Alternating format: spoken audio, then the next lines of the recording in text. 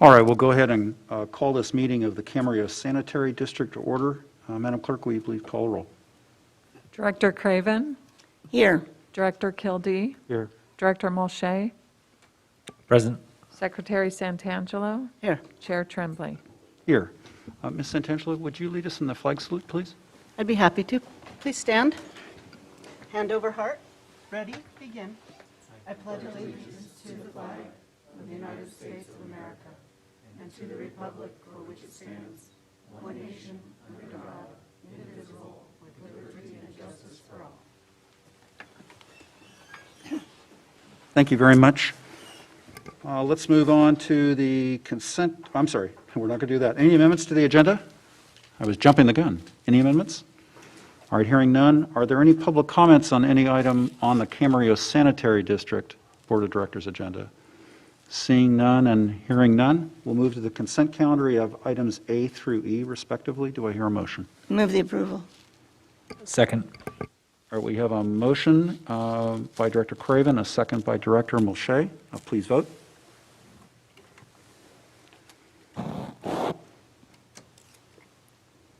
And that item is adopted unanimously. Thank you very much. Let's see. Any other communications by staff or by directors? All right, if not, I'll go ahead and adjourn this meeting of the Sanitary District Board. Call the meeting of the Camarillo City Council to order and ask the record to reflect that all council members are present. Are there any amendments to the agenda? Council members? I would like to pull item J from the consent calendar, and because we have some presentations, I'd like to put that after the next special city council meeting, which would be just before oral communications.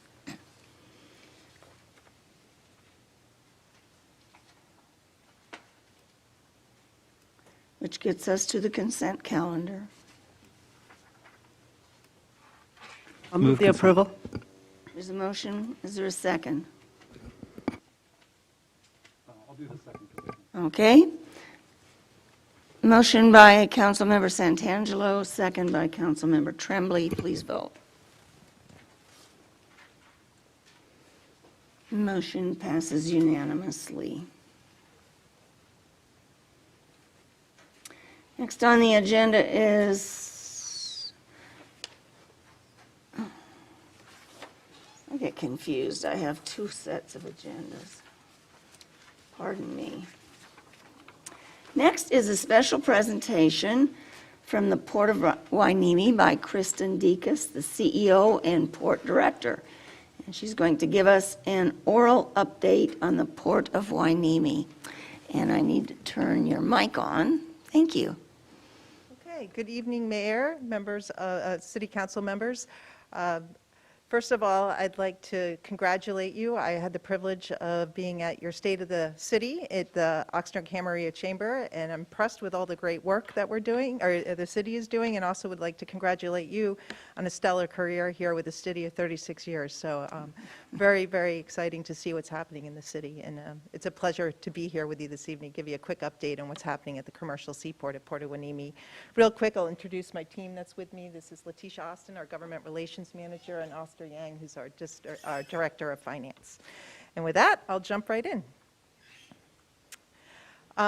For those of you not familiar with the governance of the port, of the commercial seaport, we're managed and overseen by a body of 5 elected harbor commissioners. And in order to become elected as harbor commissioner, you need to reside in the geopolitical boundary here, which includes the city of Oxnard and the city of Port Hueneme. And you're elected at large, and you serve 4-year terms, and they're staggered. So 2 commissioners are up for election after 4 years, and then 3 commissioners are up for election. This is a nice governance body in the sense that they're really vested in the success of the port to serve the community and their constituents by having access to global trade. We do not collect any money from the taxpayers, even though we are a public port authority. But once the money is collected, we have been designated by the state legislature as a public seaport. So our mission is not really to become a rich port, but to enrich our community by creating economic and social good, creating jobs and economic prosperity. My board here, currently President Hodge is up fighting fires in Northern California. He's also married to our state treasurer, Fiona Ma. Commissioner Rooney is a local, does local charitable work for food distribution. Secretary Jess Herrera is a long-serving longshoreman and our longest-standing harbor commissioner. He's in his 7th term. Commissioner Selena Zacharias, you may be familiar with her. She works at CSUCI, and she's our most recent elected commissioner. And then Commissioner Jess Ramirez has been with us for about 6 terms, and a longstanding harbor commissioner, also a longshoreman. So great board, really supportive, give a lot of direction to us, and they love to work with partners like yourselves in the community to do good things for the people we all serve. So things you might not know, some wow factors here. Did you know this is your port? I call it the People's Port because we are a public agency. We are the #1 West Coast port for bananas. If you didn't know, we move 5 billion bananas through this port so that go to 15 different states and up into Canada. We are the 4th largest container port in the state of California, so LA, Long Beach, Oakland, us.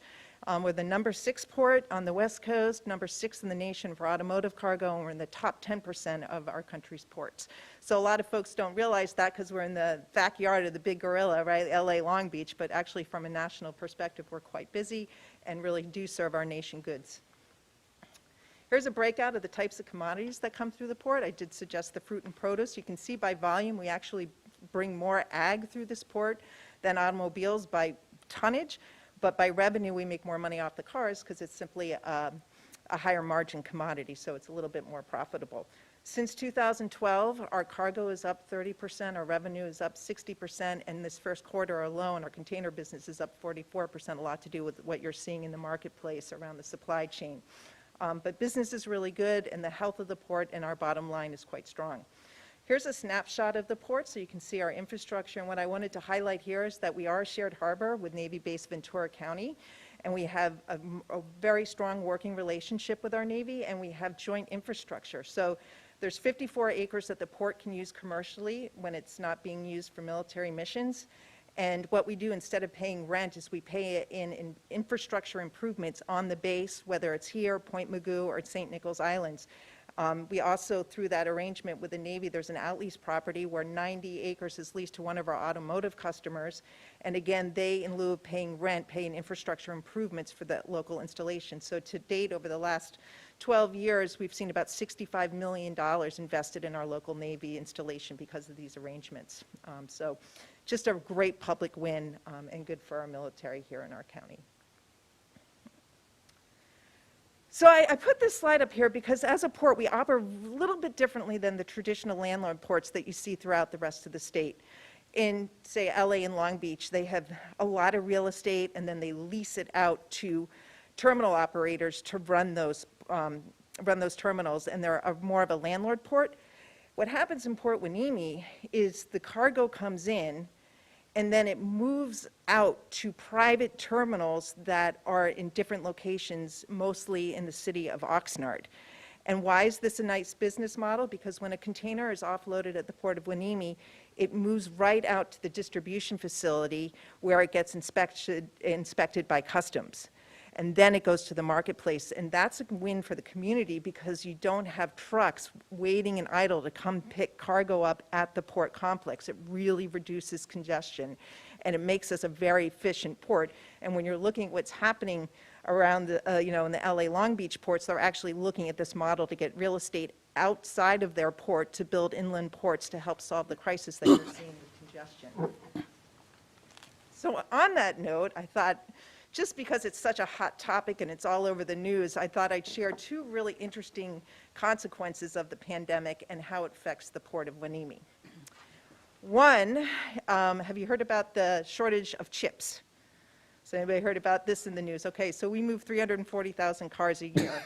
And what we're seeing is that because of this chip shortage, cars are not getting manufactured at the right levels. And so when a car comes through the Port of Hueneme right now, 4 out of 5 of them are already sold. So you have the dealerships just crying to get inventory because it's really now just-in-time sales for the automotive market. And what we're also anticipating because of that is a kind of a downturn a little bit in volume throughput from our highest paying commodity, the automobile. But we are expecting, because it's not the consumer or a recession or something going sour in the economy that's driving this, that once these parts come back into circulation, you're going to see a huge surge in volume in the automotive segment of what we do. The question is, when is that going to happen, right? Most of these parts come from Malaysia or Vietnam, and the shortages are because us as consumers in this virtual world of pandemic are buying the same technology that uses the chip as the car, which is our laptops, our iPhones, and all the things that have made us go virtual. So it's just sort of an interesting consequence of what's happening because of the pandemic. The other thing, which I'm sure you're seeing or hearing all about in the news, is there are 80 ships sitting outside the port of Los Angeles and Long Beach. Well, why is that? It's because consumer spending in this country is up 39%, and 40% of that cargo for Americans comes through the ports of LA and Long Beach. And so what you're finding is just a whole surge in volume. The way they describe it, it's like cargo that should be on a 10-lane highway is coming through a straw. And all eyes are on the ports because that's where you see the vessels at sea, right? It's the visual that you're getting. But what's really happening is the whole supply chain is broken. Even if you could offload all of those containers off those ships, the warehouses are full, the railroads are embargoing cargo, there's not enough truckers or equipment to pick up the stuff.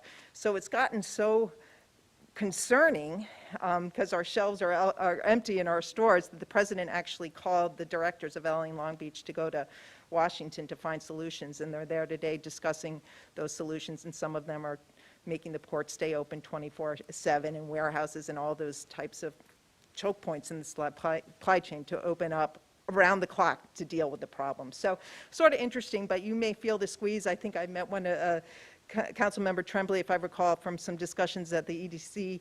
You're in the cabinet business, and you've been a victim of some of this, or is it yourself? Oh, sorry, Vice Mayor. Yeah, you're a victim of some of the issues that are going on here in the supply chain. So what does it mean for Hueneme? Because of that model that I just told you and the way that we move cargo, we're not a congested port. So all eyes on us right now. And a lot of these big box retailers and others want to charter smaller ships to bring it through our port to get their time-sensitive commodities out into the marketplace. So our container business is actually up 44% over the first quarter of this year alone. So we're hoping some of this cargo gets real sticky and will stay with us, because I think some of these companies now are really going to want to see resiliency in the supply chain, and we can really serve as a port to help solve problems when a congestion occurs. The other thing that I'll just point out in terms of opportunities knocking at the door at the Port of Hueneme, and they're looking at developing some of these off-wind farms. We have been messaged as the go-to port in the State Tidelands Commission report 46 times as the port to help with the deployment and setup of some of these wind farms. So we're hoping we can be part of the wind solution and clean energy that will be coming to California. So real quick on what we're doing in terms of strategic planning. We're updating our 2020 plan. We're going to adopt, was going to be a 2030 plan. COVID got a little bit in the way of that, so we're calling it our 10-year plan. But through open, transparent visioning, charrettes with our community, along with workshops with our board, we've come up with these pillars of strategic thinking over the last several years, and it all focuses in or hones in on economic vitality, environment, innovation and technology, social equity, and community partners and infrastructure. And I'll just give a quick update in these 5 pillars. So on the economic front, what does all this business going through the port mean? Well, it translates into economic activity at the tune of $1.7 billion economic impact. Because of all of our private terminals being off-port, you see tax revenues going into our communities because public agencies don't pay taxes, but private sector does. So you reap the benefit of those tax revenues. And then our jobs, since with our growth are up 44%, we have about 15,000 trade-related jobs in our county because of the port. Here is a count on the direct side of the house. So you can see that Oxnard, Hueneme, Ventura, and yes, Camarillo, 10% of our workforce comes from your city in terms of 267 individuals that work in the port or for one of our customers every day. Also, I point out here that the tax revenue and the benefit that goes into Camarillo from the private terminals that are in this area or from some of the revenues that come from the employees in terms of taxation about 2.2 million goes to the city of Camarillo. This was a study that I can get you the background information on, but was done by economists that didn't do it based on some kind of model, but actually interviewed all of our customers so they could really get a head count of where people live and what their contributions are to tax revenues. We also have a project labor agreement that the wisdom of my board put together so that we can make local hires when we do construction projects to stimulate economic activity in our area, and it's worked very well. All of the projects that we do under this agreement have come on time, under budget, and have far exceeded our local hire goals for construction and work and the infrastructure projects that we're pursuing. Over the last decade, we've invested $77 million in our port, and I'll do a lot of this investment has to do with modernizing the port. Our fruit used to come in the belly of a ship in pallets, and now it comes in containers, so we've really had to modernize our port and make major investments. Now we have to have cranes instead of forklifts and warehouses, and we have to demolish buildings, create staging area. So a lot going on there. And of course, on the environmental front, we've made significant strides. We've done $14 million worth of investment in a shoreside power system so our ships can plug in at berth. And right now we're building the backbone for more electrical infrastructure so that we can plug in our handling equipment and our cranes. So all of this takes money. We're making more money, so we're able to move forward with a lot of these investments. We also did get the good fortune of getting a Tiger grant at the tune of $12.3 million so that we could deepen our port. I think that's the next slide, to 40 feet. And I think, sorry about the X's on there, but I believe the grant was $12.3 million, and then we kicked in about $3 million, so it was around a $15.3 million project. And we are going to get another $5 million grant so that we can finish dredging the wharf to 40 feet. And the good news about that is we can take the sand and use it to help support our local beaches with beach nourishment. You can see how dramatic it is and how important beach nourishment is to our community. This is a fun snapshot of our longshoremen plugging in a ship. So it's not like a lamp, something they would just plug in an outlet at home. It's quite a piece of infrastructure. It's actually quite dangerous. It's very high voltage. There's a lot of training that goes into that. But it is really made a huge difference. When Mike Villegas was with the county and the air quality district, he said it was the biggest clean air improvement project in the history of the county. So it's, and we're going to do more of it. So here's some of our commitment to decarbonization. We got a grant from the California Energy Commission, and we're building our blueprint to decarbonization that will really help us unfold what the energy mix is going to be at our port in terms of alternative energies and clean energies, and the timeline for us to get there. So we're all in, and since 2008, our cargo's up 26% and our emissions are going down, and that's the story we want to continue to tell, and we are looking forward to becoming a full zero emission port. I've been testifying in front of Congress, among others, to talk about how we do this. We need to assess and invest and understand the capacity needs of our utility companies to be able to service the ports and get the energy that we need to go to a zero emission economy. But we're working on that. The other thing that we've done is a lot of the pollution in our county actually comes from the larger ships that you see moving up the coast that don't call in a port like Hueneme. They actually call in LA and Long Beach, and then they're on their way to Seattle or Oakland. And so what we've done working with leaders in our air quality districts is to slow the ships down when they're moving through the channel, including our own customers, to make a difference. One, you have less whale strikes, and then two, you go slower, you pollute less, there's lower emissions. And so that's been a very successful program, and the port is actually going to do an MOU with NOAA to really continue to capitalize on how we can do better at bringing down emissions through these channels. I thought I'd point out that the VCTC did a recent freight study. They'll probably be coming to your chambers to share the information, the data that came out of this corridor study. But I kind of would like to demystify that there's a lot of perception that all the trucks in the county come through the port of Hueneme, when actually we're a very, very small percentage of the truck traffic here, about 2.6% of the county's trucks, and the truck movement that you see through Ventura County comes from the business of the port. Innovation and technology. Has anyone heard about this, Fathomworks? By a show of hands, have you heard about Fathomworks? Okay, great. So that's right in your backyard at your port. Please, if you want, I'm happy to bring you out there for a tour so you can see the fascinating equipment that's back there. We can print an engine a metal engine with a 3D printer. And so for those in the audience at home that don't know what it is, Fathomworks is a collaborative between the EDC, the port, the Navy, and an entrepreneurial group that are just a couple of brothers that are geniuses that were originally born in the Silicon Valley and now are in Camarillo, in your backyard here. We have built a collaborative to innovate tech, and we're also what's called a bridge, they call it Ventura Tech Bridge, through the military, so the entrepreneurs in our county can come here, incubate and study and test new and pilot new technology, and hopefully they'll be able to translate that into an opportunity either in the military domain or in the port domain, and invent and help our entrepreneurs here in our county really create commercial markets and success and innovation. And the video that you saw there, the other fascinating thing that we've been able to do is bring in our STEM kids throughout the county to witness these conversations between the technologists and the end users. And we have an annual meeting called MAST in non-COVID times where 400 students come out and they get to witness this tech. This year, if all goes according to plan, in the spring, we are going to do something called Lego First here, and we're expecting over 2,000 students a day to come in and play in this box. So it's really exciting about what the bridges that we're being able to build. On the community and social equity front, this is really important to us that we bring up and uplift our underserved community that's the demographics of our county. And we want to make sure that everybody gets what we call a ticket at the game that is representative of the people that are here and create social equity and ladders of opportunity for our people to get good paying jobs that are at the port, that are family sustaining, access to health care for people of color, and for our community to have access to these great paying jobs that are through the port.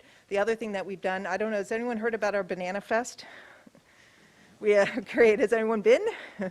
Super. So we do a Banana Fest every year. About 12,000 people come out to the port to see the authentic workings of a port, experience some great music, learn about trade. And unfortunately, you couldn't do it because of COVID. So we've been doing something different under the leadership of our board. We've been bringing the Banana Fest to the community, and we've been doing community drives. Del Monte, our customers, donated 1 million pounds of fresh produce. We've partnered up with companies like Food Share, and we've done major distribution events, 38,000 families reached in 55 community drives. And that is sums up our show, and this is the video. We're the only port, I think, in the world with a jingle, and during these times of COVID and all the congestion at ports, the uncongested port's boasting a little bit, so if this video plays, you'll see that. We're the P-O-R-T of Wannabe, committed to environment, caring for community. 'Cause we make cargo move, congestion free, helping partners grow for opportunity. We make cargo move, and we go green for a healthy life and community. And in that closing slide, we do appreciate the essential workforce that did come out every day during this pandemic. In LA and Long Beach, I think 1,800 people got sick, and that also complicated and compounded the situation offloading vessels. But we only had 30 cases, and these guys were heroes coming out every day offloading our ships and making sure our bananas got to your dinner tables. So with that, I'm happy to answer any questions, and I hope I stayed on time. I'm from New York originally, so I talk really fast. You did fine. Any questions? Sean? Well, thank you for coming and thank you for the presentation. I liked listening to you talk because there's always a lot of depth. There's always a lot of numbers. So I really appreciate the presentation and all the information you convey. What is your guys' where are you at from an operational capacity standpoint? Are you guys operating at full capacity? And I ask that because I get, the port's been in the news in the last few weeks. Questions like, well, when you see 70 or 80 ships outside of Long Beach, LA, I guess it's not as simple as just rerouting the ship and saying, oh, all right, we're going to dock at Port Hueneme instead. Why is that, and is there any of that going on? So we're definitely seeing a diversion of cargo. In fact, LA and Long Beach are sending, they're so busy, it's not even like a competition factor. They're actually asking us to help.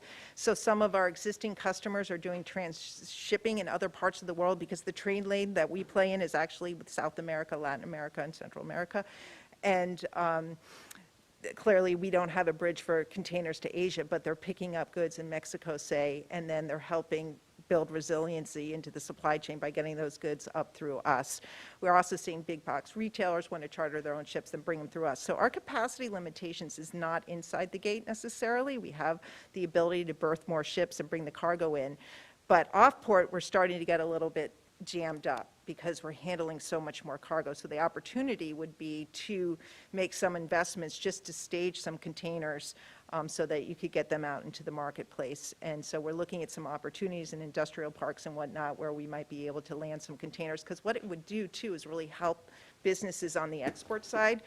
One thing that's happening is all these shipping companies or ocean carrier companies are making so much money racing back to Asia to pick up an import container, they're leaving all the exports behind. So you're having exporters actually charter ships for ag. A company like Sunkist has chartered vessels to just move them through us and get them into Asian markets. So we are seeing that, and we'll support where we can, but we don't want to mess up either and create a black eye for us and not be able to do it. It has to be done right. So we're doing as much as we can, and we're in full speed, full gear. Tony? Thanks, Kristen, for a really good presentation. The port is an extraordinary success story, and it's economically vital to our region, and I really want to thank you for your leadership. I think you and the board have really taken, and your staff have really taken the port to new heights. I had kind of a granular question. Actually, Sean asked the primary question I was going to ask, but this is my second question, and it's kind of granular. On the slide that talked about the port expending monies for wharf infrastructure improvements. I think it was about $60 million.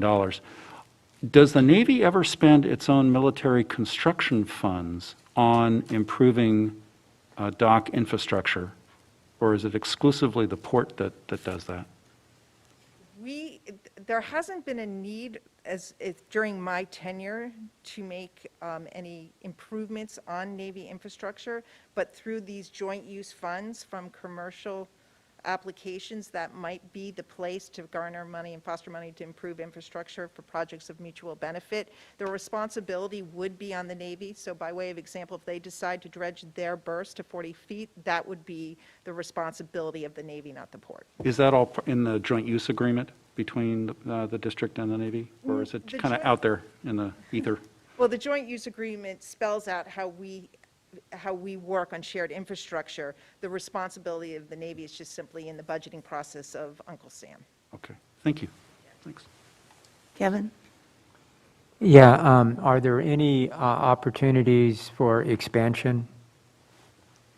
Yeah, we're looking at opportunities for expansion in terms of a few things. Inside the gate, we're looking at the possibility of building a parking structure because we do business differently now. You can't stack cars right now, but you can stack containers. So because we're dealing with a whole different type of commodity coming through the port, we want to make some improvements such as that inside the gate so that we can balance and shuffle and better stage containers versus our automotive segment. And we would be interested in looking at opportunities outside the gate through EIR processes and whatnot for expansion to support logistics and create as many, some of the ideas that are floating out there could create as many as 4,000 good paying jobs. Thank you. Thank you. Susan? I don't have a question, I just have comment, if that's okay. Thank you very much for coming out. I got to spend almost an entire day at the port, but some of that was spent on the base. But I was really surprised at how busy the port was and how much was going on. We saw a ro-ro ship come in, and the sheer number of people going to the boat to get cars off, I mean, it was just quite an operation. So thank you. And then just a word about Fathomworks. If anybody is listening out there, I mean, it is fascinating, and it's such a great space. So I hope the word gets out that students would have a fantastic time out there. We got to see some students from, I think, UCSB actually conducting experiments and working on things. And it was really, really interesting, really fascinating. Thank you for coming. Thank you for an excellent presentation. I don't ever remember a port director making a presentation to us before. Some of you might remember that Camarillo was once part of the port district, and we were de-annexed, and I think that created some hard feelings. Councilmember Stan Daly was one of the last two directors from Camarillo. He's a city councilor, too. And at the same time, he was a city council member. And then, I think he went to court to stay on it. But at any rate, that was an excellent presentation. I want to thank you, too. When you took over, there were a lot of hard feelings between the Port Hueneme, the Navy, and due to a new plan they were developing, and it involved taking some land from the Navy, and nobody seemed happy. And you came in, and you have made great strides in harmonizing everybody's feelings, working together with the Navy, working together with the communities. And I have noticed a big difference because I'm active in RDP 21, so I know the problems that were going on, and you have really worked to smooth things out. So I want to thank you for that, because I think the more that government agencies work together, the better things work. So anyway, thank you very much. Thank you for those very gracious remarks, and I'll just say, I've got a great board behind me and giving great direction, and a wonderful team that gets it all done, so I just get to showcase it all, but thank you, that was very Okay. generous. Thank you. Okay, the next is the adoption of the 2021 City of Camarillo Emergency Operations Plan update. Could we have a staff report, please? Thank you, Madam Mayor, members of the City Council. Every 5 years, the city updates the Emergency Operations Plan, which is the tool used by city staff and emergency responders, and it establishes the emergency preparedness, response, and recovery operations in case of an extraordinary disaster or emergency. The 2021 EOP, as we call it here internally, is compliant with the California Standardized Emergency Management System, which we call SEMS, SEMS, and the National Incident Management System, NIMS. City staff that report to the Emergency Operations Center are required to undergo extensive training, and on an annual basis, a training exercise is conducted. EOP updates, as I mentioned, are conducted every 5 years to update the plan with any new regulatory requirements during that period and address any changes. So this year, rather than doing it in-house as we have done in the past, we worked very closely with Wendy Milligan, president of Terra Firma Enterprises, specifically to understand some of the new roles and requirements that are incorporated into the plan. Ms. Milligan will go over the EOP with you, but before she does, I wanted to just introduce her and say a little bit about her. Wendy was contracted to work with the city on this update, especially because of her regional experience and experience working with multiple hazards and disasters here in Ventura County. She has worked in the field of emergency management since 1988, and 8 of the years of her years were spent with Ventura County Sheriff's Office of Emergency Services, OES, serving as the assistant director, where Wendy's completed many response plans and created a nationally recognized community disaster training program. So we're very thankful for her assistance on this project, and I'll have Wendy come up so she can present to you. Speak right into that microphone so we can hear you. Be muffled, right? There Okay. you go, thanks. All right, thank you very much for having me this evening. And just to give you a 30,000-foot level of what we've been doing over the past 8 months in trying to update this plan and bring it a little more streamlined, and we'll talk about that in some of our slides here. But then also, as Carmen had mentioned, there's been some new regulation guidelines that have come down that we really wanted to incorporate into your plan as well. So really, the whole project is revolving around these bullet points here. There were 2, Senate Bill 160 and Assembly Bill 477, really is talking about making sure that we incorporate our diverse communities and disabled access functional need populations appropriately throughout our plan. where we were a little soft in some areas, and so we were trying to augment that up quite a bit. We also looked at knowing historically what you've gone through in the past with some disasters, what worked, what didn't work with regards to either actual response and or training and exercises you've had, and address those gaps. Also looking at streamlining the plan where we can. I don't know if any of you are very familiar with the plan itself, but it is a very thick document, and so we've been trying to streamline it down to really the end users, which is your emergency responders that are going to be in your emergency operations center. So looking at those areas to streamline the information, perhaps refer to other plans that address the same information instead of having that information appear in two places. We also look at State Office of Emergency Services puts out what's called a crosswalk for your emergency operations plan, and that also at the national level, there's a tool that's available for us to make sure we are incorporating everything that we should in our emergency operations plan. So we use that as part of our tool to make sure, as we put the plan together, that it's going to be meeting all of those requirements at the state level and national level. And then ultimately, your plan is a sub-plan of Ventura County Operational Areas Emergency Response Plan as well, and the state of California's emergency plan. So we want to make sure that your plan complements that plan, those plans as well, and that we're using same terminology and references that is going to be helping us when we respond together in an emergency. So some of you have been around many years, and some of you may be here a little less years than some of the other ones that have been here longer, but the purpose of the EOP is really to give structure and process when you are activated during an emergency, whether it's flood, fire, landslide, COVID-19. How do we operate as an emergency? Because it's a little different than day-to-day operations. So this plan is looking at those process, procedures, and the organization. Looking at assigning responsibility to who is doing what. So we're not guessing at who's going to be, I don't know, responsible for traffic control, but we have that already identified out in these plans, all the responsibilities according to each department.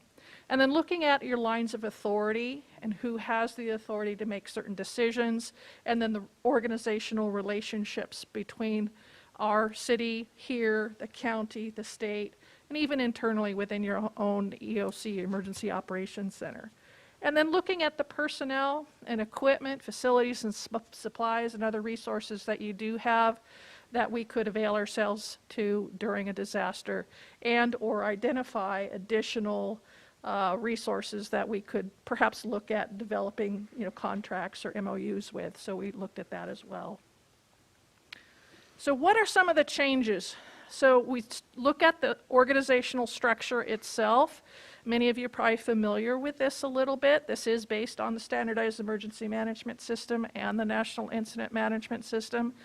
But the arrows in yellow is where we've done a little changing. So in the past, that very top one, it says Multi-Agency Coordination Group, used to be called a policy group, but we're now calling it a Multi-Agency Coordination Group to kind of be speaking the same language as the county and the state as well.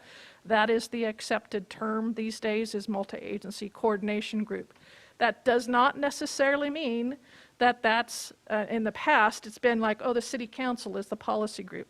Not necessarily. It's the Multi-Agency Coordination Group, could be most of perhaps directors of city council of your city departments. You could be pulling in the port people if you wanted. It's depending on the incident, you would pull in who you think should be sitting at that table, executive level, that would make decisions across the board for this city. And then the rest of the organization would implement it. One of the changes that we have incorporated with an addition of a function up on your chart is the second arrow down on the left, is Disabled Access Functional Needs Coordinator. And that has not existed before, but we felt that it was important due to the fact that at the national level and the state level, really emphasizing, look, we need to look out for everybody in our community. And we may not have a real good understanding of how certain activities during a response may impact some of the disabled functional access functional needs populations for like traffic. Maybe you're evacuating people and you've got people that have mobility issues. Even getting out an evacuation notice, you may have people that are hard of hearing, speak a different language. So we're trying to incorporate that into our org chart, that we have a way to make sure that no matter what we're doing, there's somebody that's overseeing the different tasks that we will be implementing during a disaster to make sure that we are incorporating the whole community. So if we're ordering buses, do those buses have lifts on them to accept folks in wheelchairs?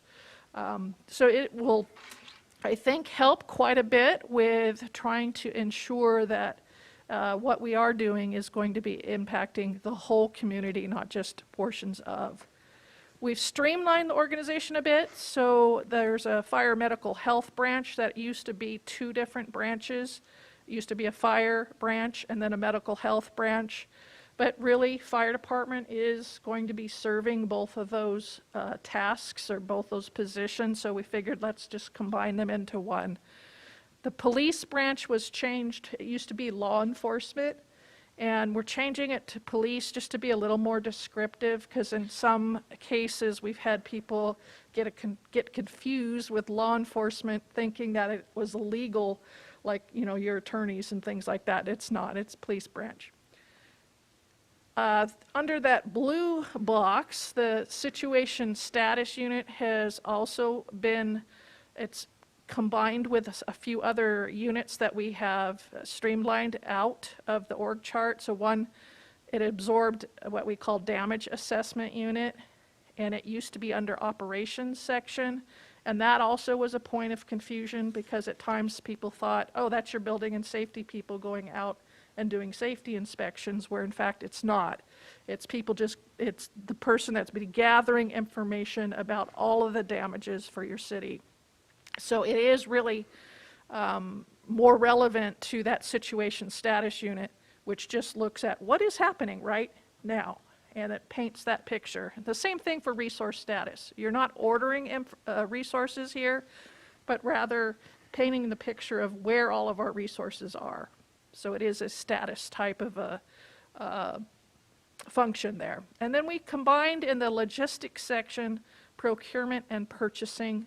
Just for the size of your city, it's typically done by the same people, so we figured let's just combine that. So really, you've combined the org chart down and streamlined it quite a bit here. So hopefully that's going to help with processes when you get into exercises and real events that will make things a little smoother. The threats section in your EOP previously was one of the largest areas or information pieces in your plan. And now with the advent of what we call the hazard mitigation plans that a lot of cities are developing and counties, all that hazard mitigation information in those plans really is the stuff that was out of your EOP in your threat section. So instead of repeating the same information for a plan that already exists, we are just basically pointing to that plan and providing summary information instead. So it's going from like over 100 pages of hazard stuff down to, I think we're down to like, I don't know, 9 or 10 pages or something like that. But it's still, you've got some summary information in there, but it won't go into the details. It will point you to the local hazard mitigation plan, which we're currently working on anyways. Hopefully it'll make keeping the plan updated a little more easier too, because now if you make a change in your threat section, it doesn't mean you have to change it also in a local hazard mitigation plan, your safety element, whatever else that it would impact. For the checklists themselves, color coding the various sections to make it easier for the end user to, hey, just go to your red area for if your operations are blue, so forth. And then we also have divided up the checklist so that instead of having all of these tasks just on the page all at once, categorized it. So if you're looking for, oh gosh, just this disaster just happened, we're now in the EOC, what do I have to do with activation and notifications? You just go to that section. And I know this is really hard to see just because it's a busy graphic, but this is just a sample of one of the checklists so you can see the categories that we've got here. So hopefully if you're just looking for, gosh, what's my role in putting together an action plan, then you can just go here under the action planning and see the bullets that are up there. So what's new for our EOP? The greatest thing, I think, you used to have 13 files that would make up your emergency operations plan. It's now one file. It's all hyperlinked, so if you want to go to a particular, I want to go to operations section, you just click on the table of contents and it'll take you there directly. So hopefully that make it a lot easier too. If you put it on your internal drives when you're activated during an EOC activation and you're looking for a particular checklist, you can just go to that document and click on it. As I mentioned, the disabled access functional needs, bit about in beefing that up quite a bit.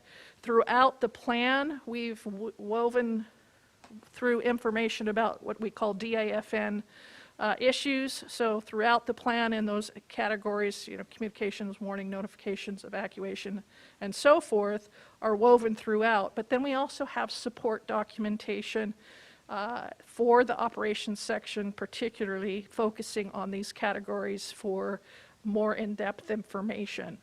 What the state and the feds, what they really want to see is that you don't have a standalone annex for dealing with the DAFN, but that it is woven throughout your plan, and then you can point to some specific details to support the information that you have in your plan, and that's what we've done with yours.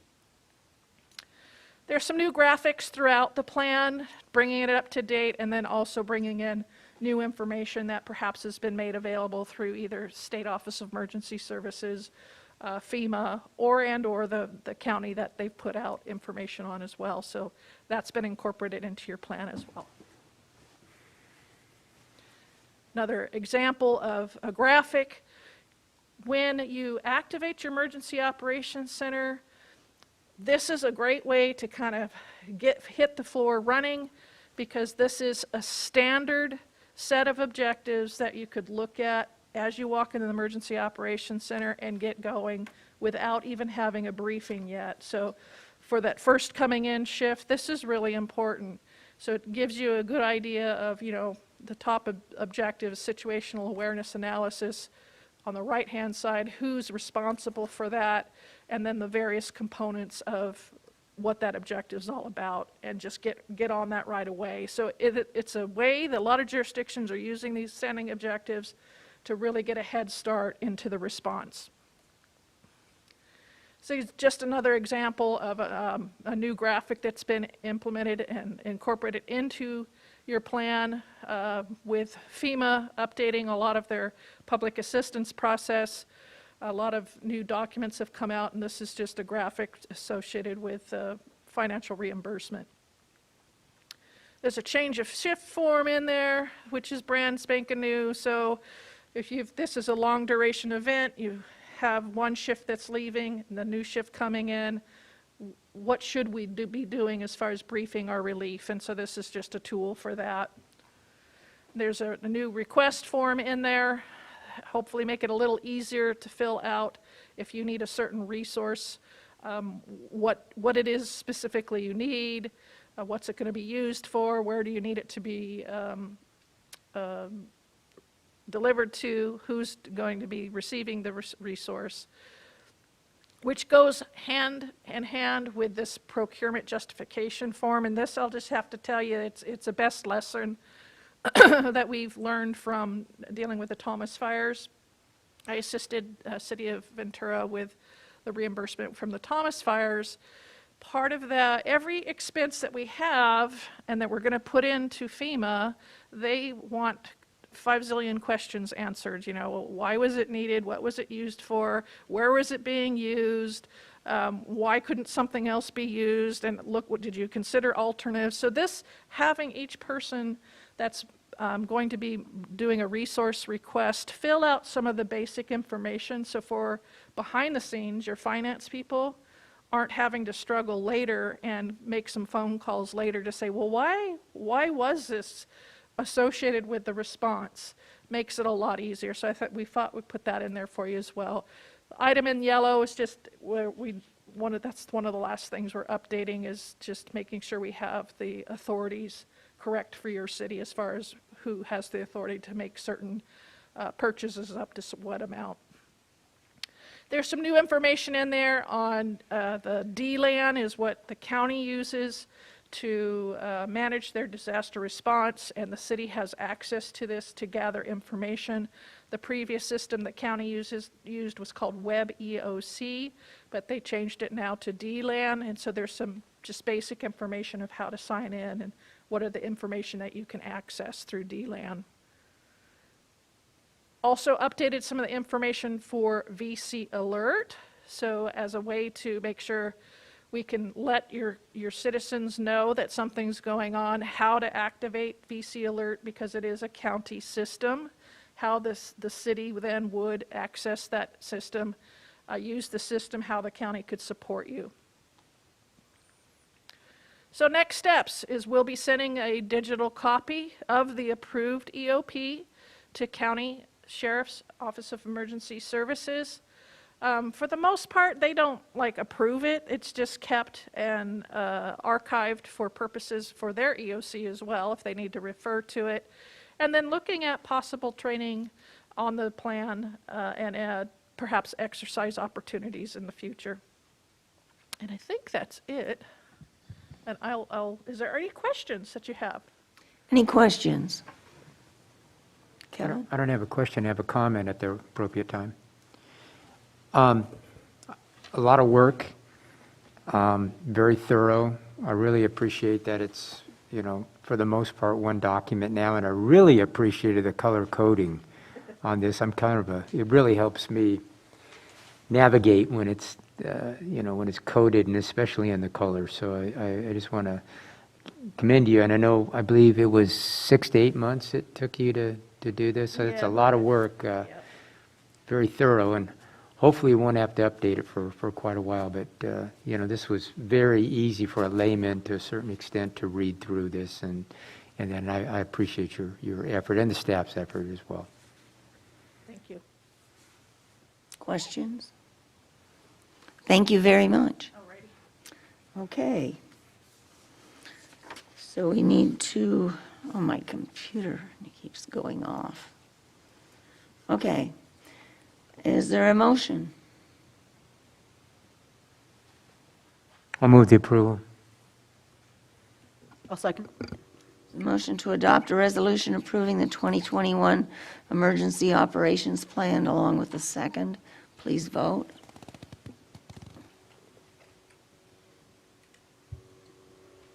Motion carries unanimously. At this time, we're going to open our second special meeting. I will now call that to order. We need to do this now because I believe, staff believes too, that it would be confusing to have two redistricting items, one following the other in the next session. So this is the item on Ventura County redistricting draft maps. Could we have a report, please? Thank you, Madam Mayor, members of the City Council. So yesterday evening, we received a memorandum and district mapping that was released by the Board of County Supervisors. There is an example of 4 draft maps in your packet, and we'll also be prepared to, I'm sorry, are we doing the city? No. Oh, okay. Sorry, I saw the incorrect slides on the screen. So tonight, we'll present you the draft maps for your discussion and direction by the City Council on how you'd like us to move forward, and if you'd like to provide comment or direct staff or members of the council, mayor, to attend the public hearing, the first public hearing that the Board of Supervisors will be holding on October 19th. So I'll open it up to the City Council, and we could provide information for you. Mr. Tremblay, you're leading.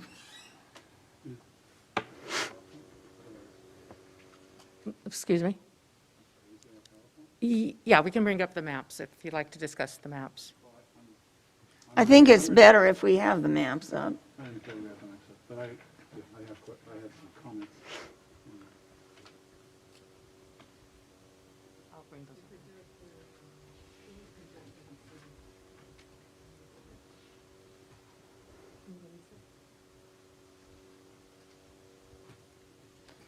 Your comments. Madam Mayor? are up on a map on the screen. Okay, let's go ahead with I have some comments while on they're the- getting it Oh, up. I'm sorry. No, I have comments as well Yeah. before. I have some very specific comments, and then Okay. when you deem the time is appropriate, time is appropriate, I do have a motion.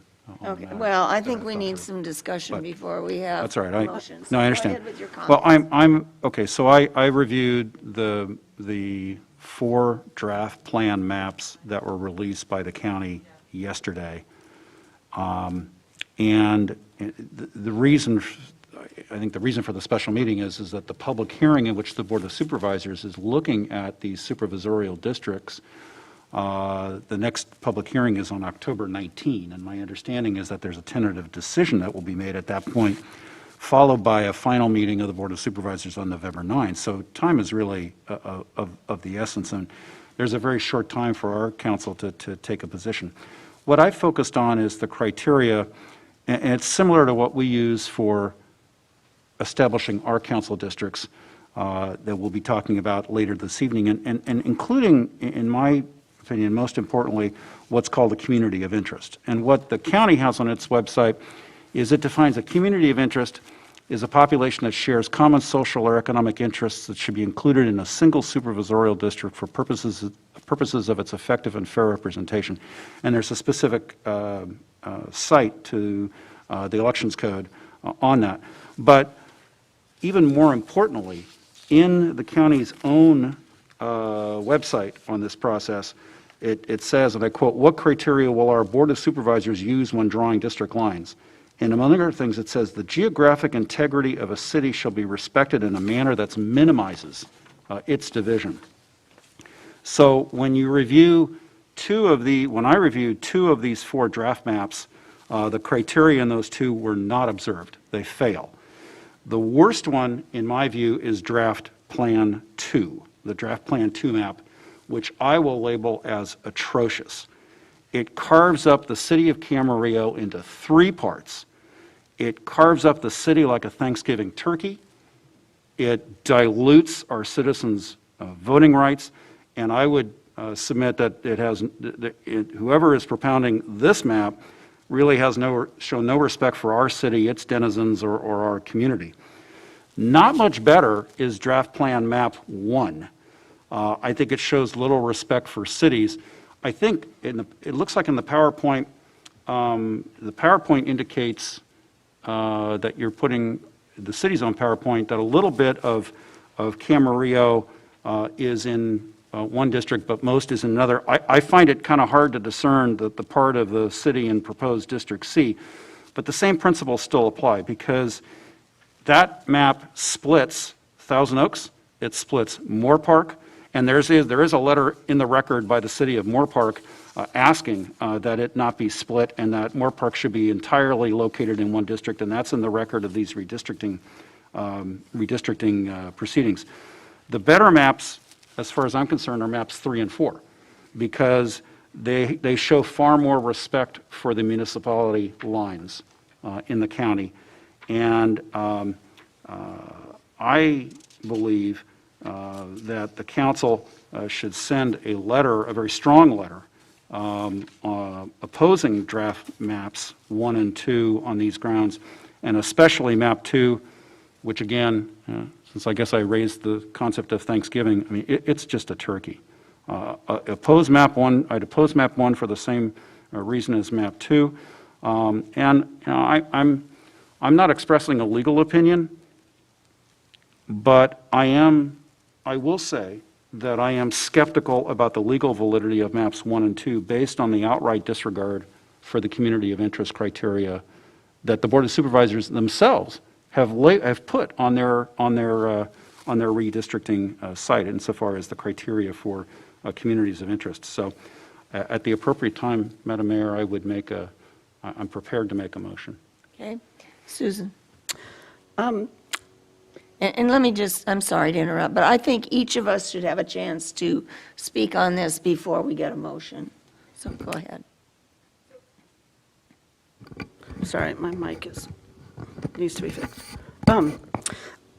First of all, I think we need to keep in mind that these are the first maps, and there's probably going to be a lot of revisions, and there's probably going to be quite a few maps submitted.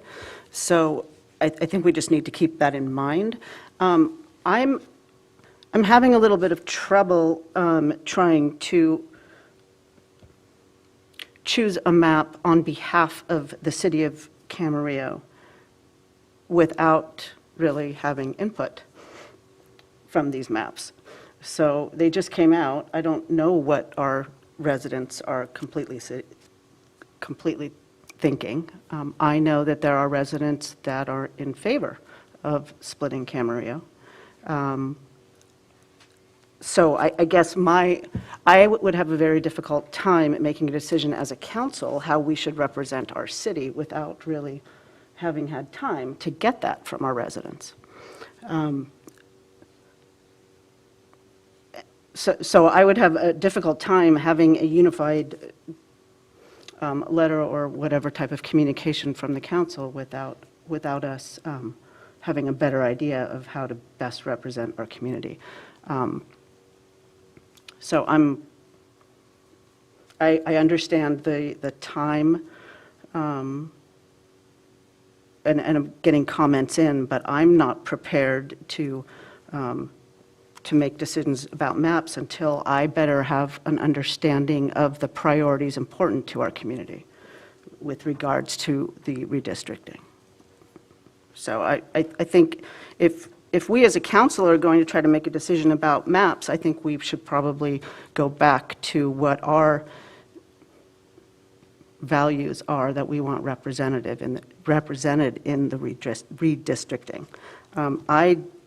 I understand Mr. Trembley's point about wanting to keep Camarillo together. But I think the truth is that if that were true, then that means that should be applied to every city, and you wouldn't be able to split any city. And I don't see how we're going to be able to have 5 districts without having to break apart any cities. So I'm not sure what that does with that argument about having to keep cities together, otherwise you're not following your own guidelines. So those are my thoughts. Sean? Excuse me. I had an opportunity to review, although, yeah, it came out, this was all rather sudden. I had an opportunity to review all 4 of the draft maps. My opinion pretty much falls in line with what Mr. Tremblay had already opined on. Draft Plan 2 is, I like your analogy of the Thanksgiving turkey. I was just going to say it was atrocious, but I'll let your analogy stand. I don't want anything that is going to dilute Camarillo's voice and its representation in the county. The city needs to stay intact. That is my very strong opinion. I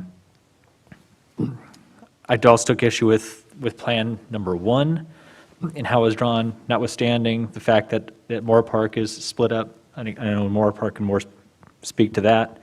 But how it outlined Camarillo, from Camarillo proper to that was just outside of Camarillo, the heights, the estates. Yeah, is that technically within the boundaries of Camarillo? No. Is it within our sphere of influence and people that we still have to make decisions considering and whatnot? Yeah, absolutely.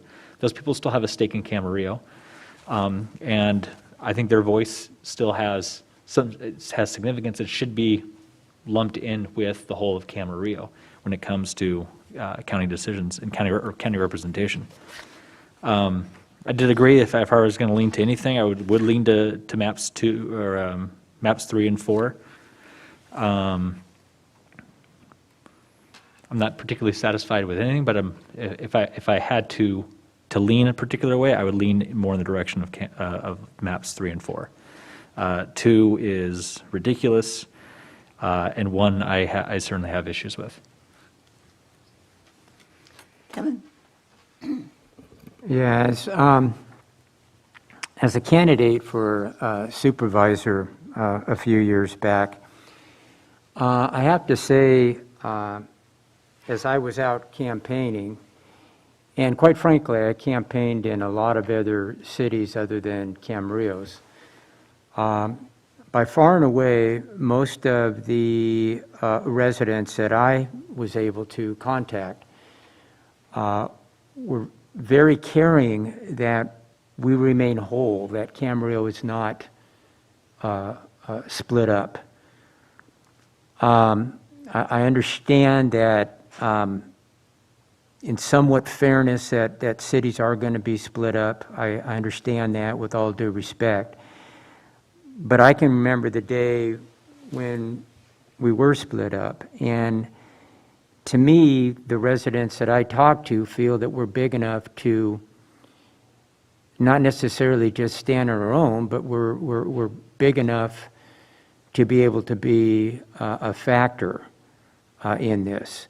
And the conversations that I would have would say, well, we as Camarillo, we played by the rules. We accepted our RINA numbers. We had the state approve our housing element. We've had affordable housing. We've sprinkled affordable housing all through our city, and we are big enough to have a say in this. Now, I also know that there's been candidates in the 3rd Supervisor District that would have a strategy of, well, what if I don't win Camarillo? How could I win?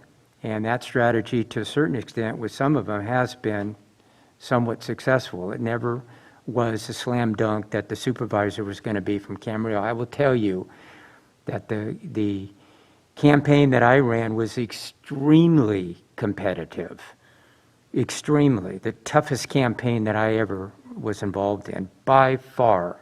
Nothing even comes close to that. So that's not necessarily what we're talking about tonight, but to me, as going through this, that the draft plan 3 and 4 would be something that I think that we could support for those reasons and other reasons that my colleagues up here have brought forward. So those are my comments. Well, I too remember when Camarillo was split. It was split right down the freeway. Ed Jones from Thousand Oaks, the supervisor, represented everything south of the freeway. And I can't remember if it was Ken McDonald from Ojai or Maggie Erickson at that time would have been, represented us.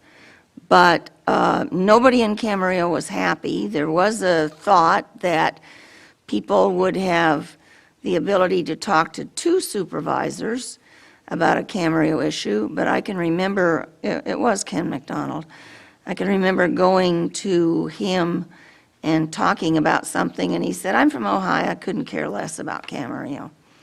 And that made me think we need to have more voting power, and we need to have one representative from Camarillo. On an issue, I don't think I have to run all over asking everybody how they think I should vote. I think people voted for me because of my judgment, and they thought I would do what I would vote in a way they think is best for the city of Camarillo. And so I think that to remain in one district is the best. Numbers 3 and 4 are my choices. When you have one city that's, the census says has over 200,000 people in it, it means somebody is going to have more than one representative, and that currently is right now. In fact, the Ventura supervisor represents part of Oxnard, and Oxnard has been split up for quite a while. I don't know how they like that. My concern is for the people of Camarillo, and I think that I agree with those who say maps 3 and 4 are the better ones. So everybody has had a chance to talk. There were no questions. I think we're ready for a motion. Yes. I did have one question, and that's of staff, because you've provided us with a PowerPoint that shows that for draft plan 1, it's mostly in District B, but there are some area would be in District C. Can you just elaborate on that? One. Map number 1, because it's kind of hard to discern this draft plan map 1. And I think Sean, I think Councilmember Mache spoke to this a little bit, but I want to make sure, because I think it was hard to discern this.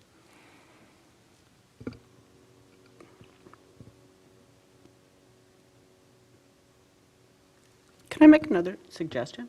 Rather than Let's get this, okay. Rather than picking a map out of these 4, knowing that there's going to be many more maps, would it be better if we wanted to communicate our priorities to the Board of Supervisors, to communicate our values or our preferences in designing the maps rather than a particular map? Well, Madam Mayor, I'm certainly prepared to do that, but I think it's fair for me to ask a question of staff that was given to us in PowerPoints, Sure. because it will assist me in making that motion. Go ahead. So with respect to draft plan number 1, what part of Camarillo is in District B and what part's in District C? It's in the PowerPoint that's in front of me. Maybe it looks like maybe we're having some technical difficulties. Well, let me reframe it. I think he's got the other map. This is the one with cities.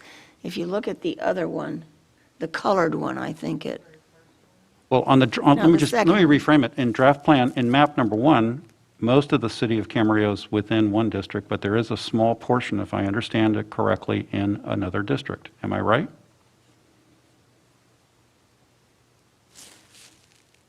It's really hard to discern.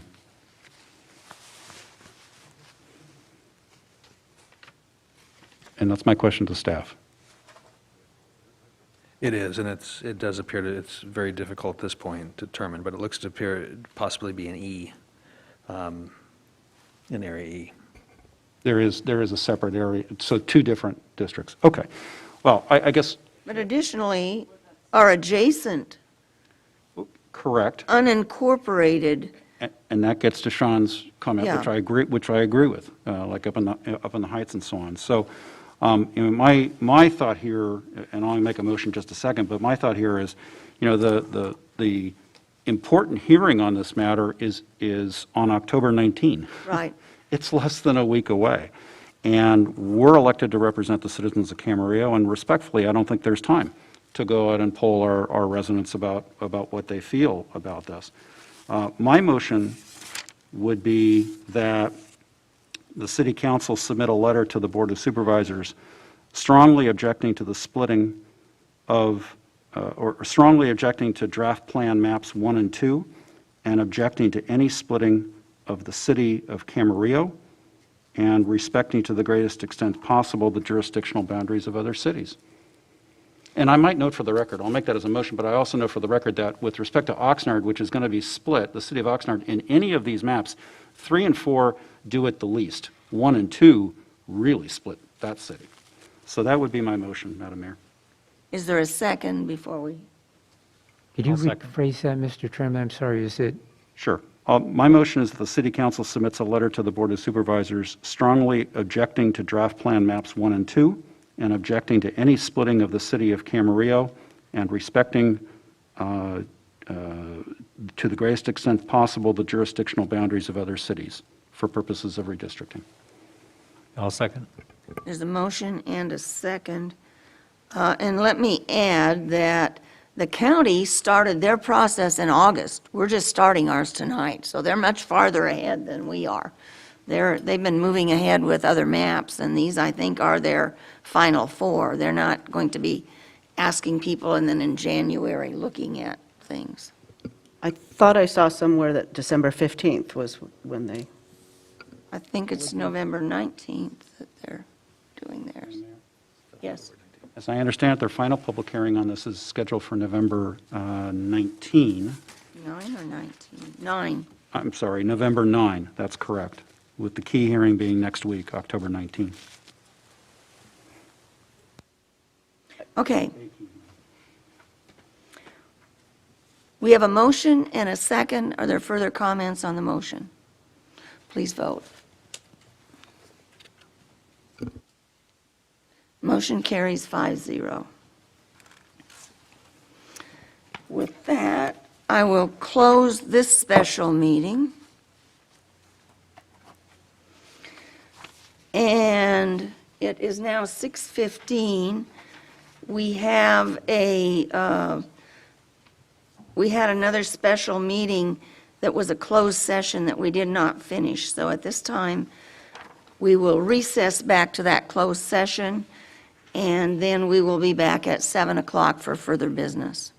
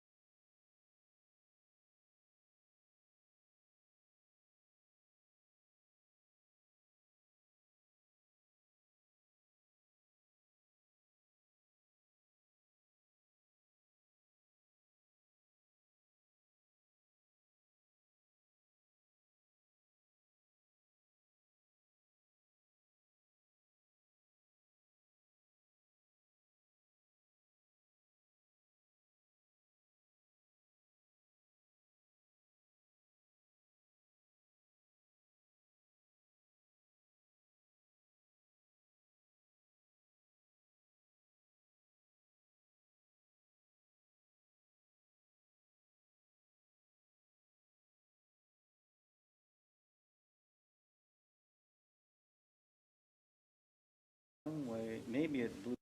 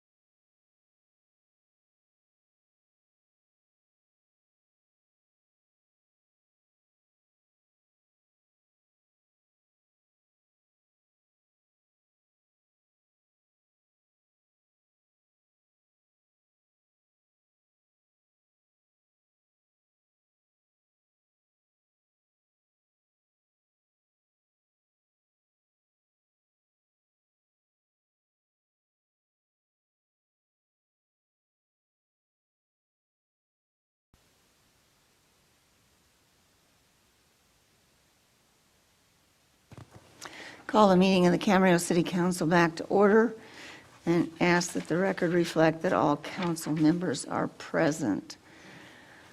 This is the time for public comments. We will hear from members of the public on items that are not on the agenda.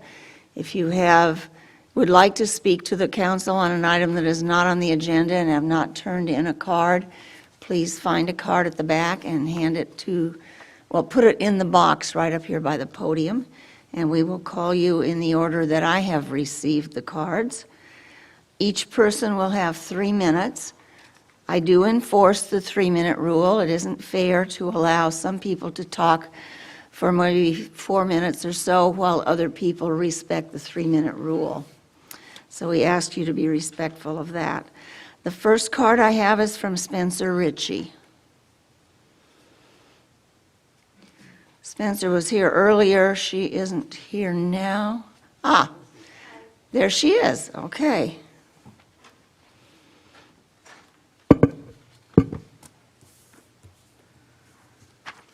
Okay, Spencer, just pull the microphone up and you're on. Hi, I'm Spencer Ritchie. Wait a minute, I'm sorry. Can we start her time again? I didn't have the microphone on. Oh. Now is it on? It's on. Okay. Hi, I'm Spencer Ritchie, and I am here to once again talk about the bus prices and how unaffordable they are.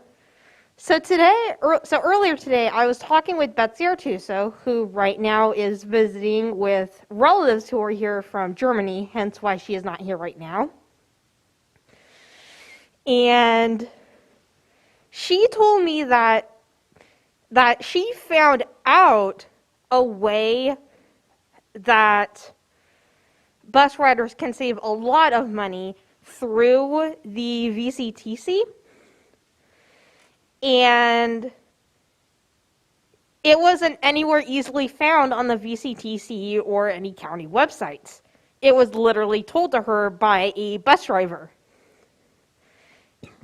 Excuse me. Like, we have a huge issue with the ways that people can save money on public transit. Like, for example, I know Moore Park offers discounted public transit tickets, and I think a few other cities do, plus there's the VCTC's program of getting a VCTC card that then heavily discounts how much you spend, how much on public transit, on other systems as well. But it's, for the most, Moore Park's discounted tickets might be available if you walk into their city hall. It says so on the manual to their transit system. However, with the VCTC system and the other systems that I have heard of that include discounts or even like include passes that work on dial rides or paratransit, you have to log onto their websites and you have to comb through and search through the website.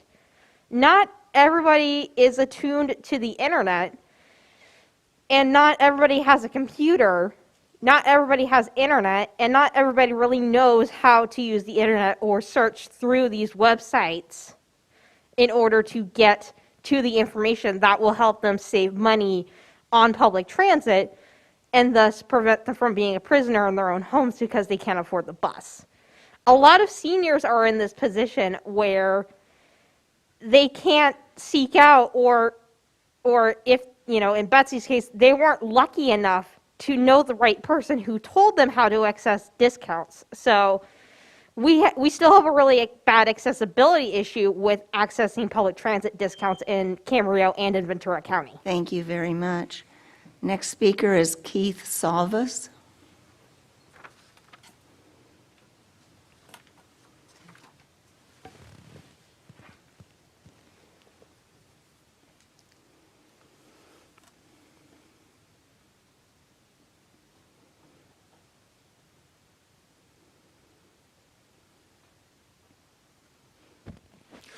Honorable members of the City Council and members of the press, progress report. Docket number 52, the Rent Review Mediation Commission meets here Tuesday, November 2nd at 2 p.m., and I'm inviting all of you to attend. But what I really need from you, because I see a statewide issue, not just a local issue, is that I need your political savvy. I've contacted Jackie Irwin and Julia Brownlee, and they're hard to get a hold of. They are career politicians. I need to get you to sign on to this issue as something that you see, as I see it, a danger to our community and the state, and use your political savvy to bring it to the top of their attention. Some of you have designs on becoming career politicians. More power to you. We need that. One thing is for certain. 2 newspapers have already interviewed me. They're going to run articles. And when this does happen, this will be an issue that no one will be able to ignore. And I'm hoping for that because I see a danger here. So what happened? Page 3, I have a graph which lays it out in a timeline.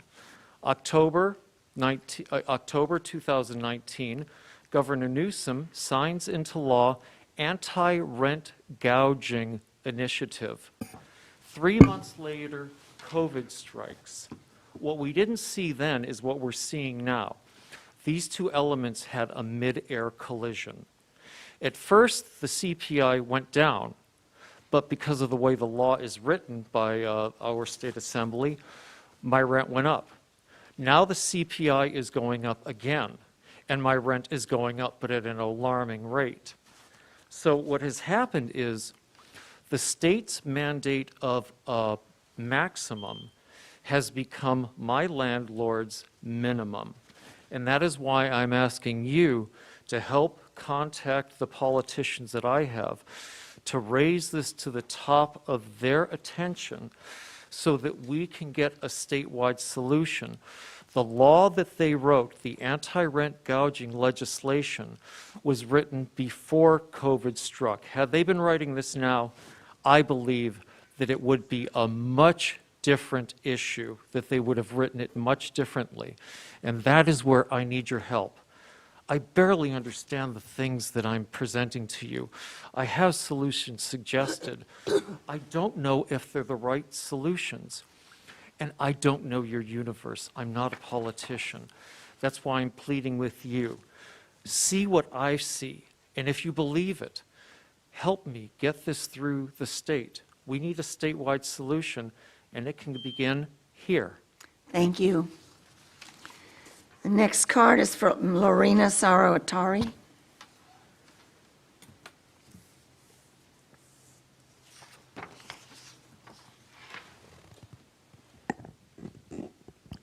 Good evening.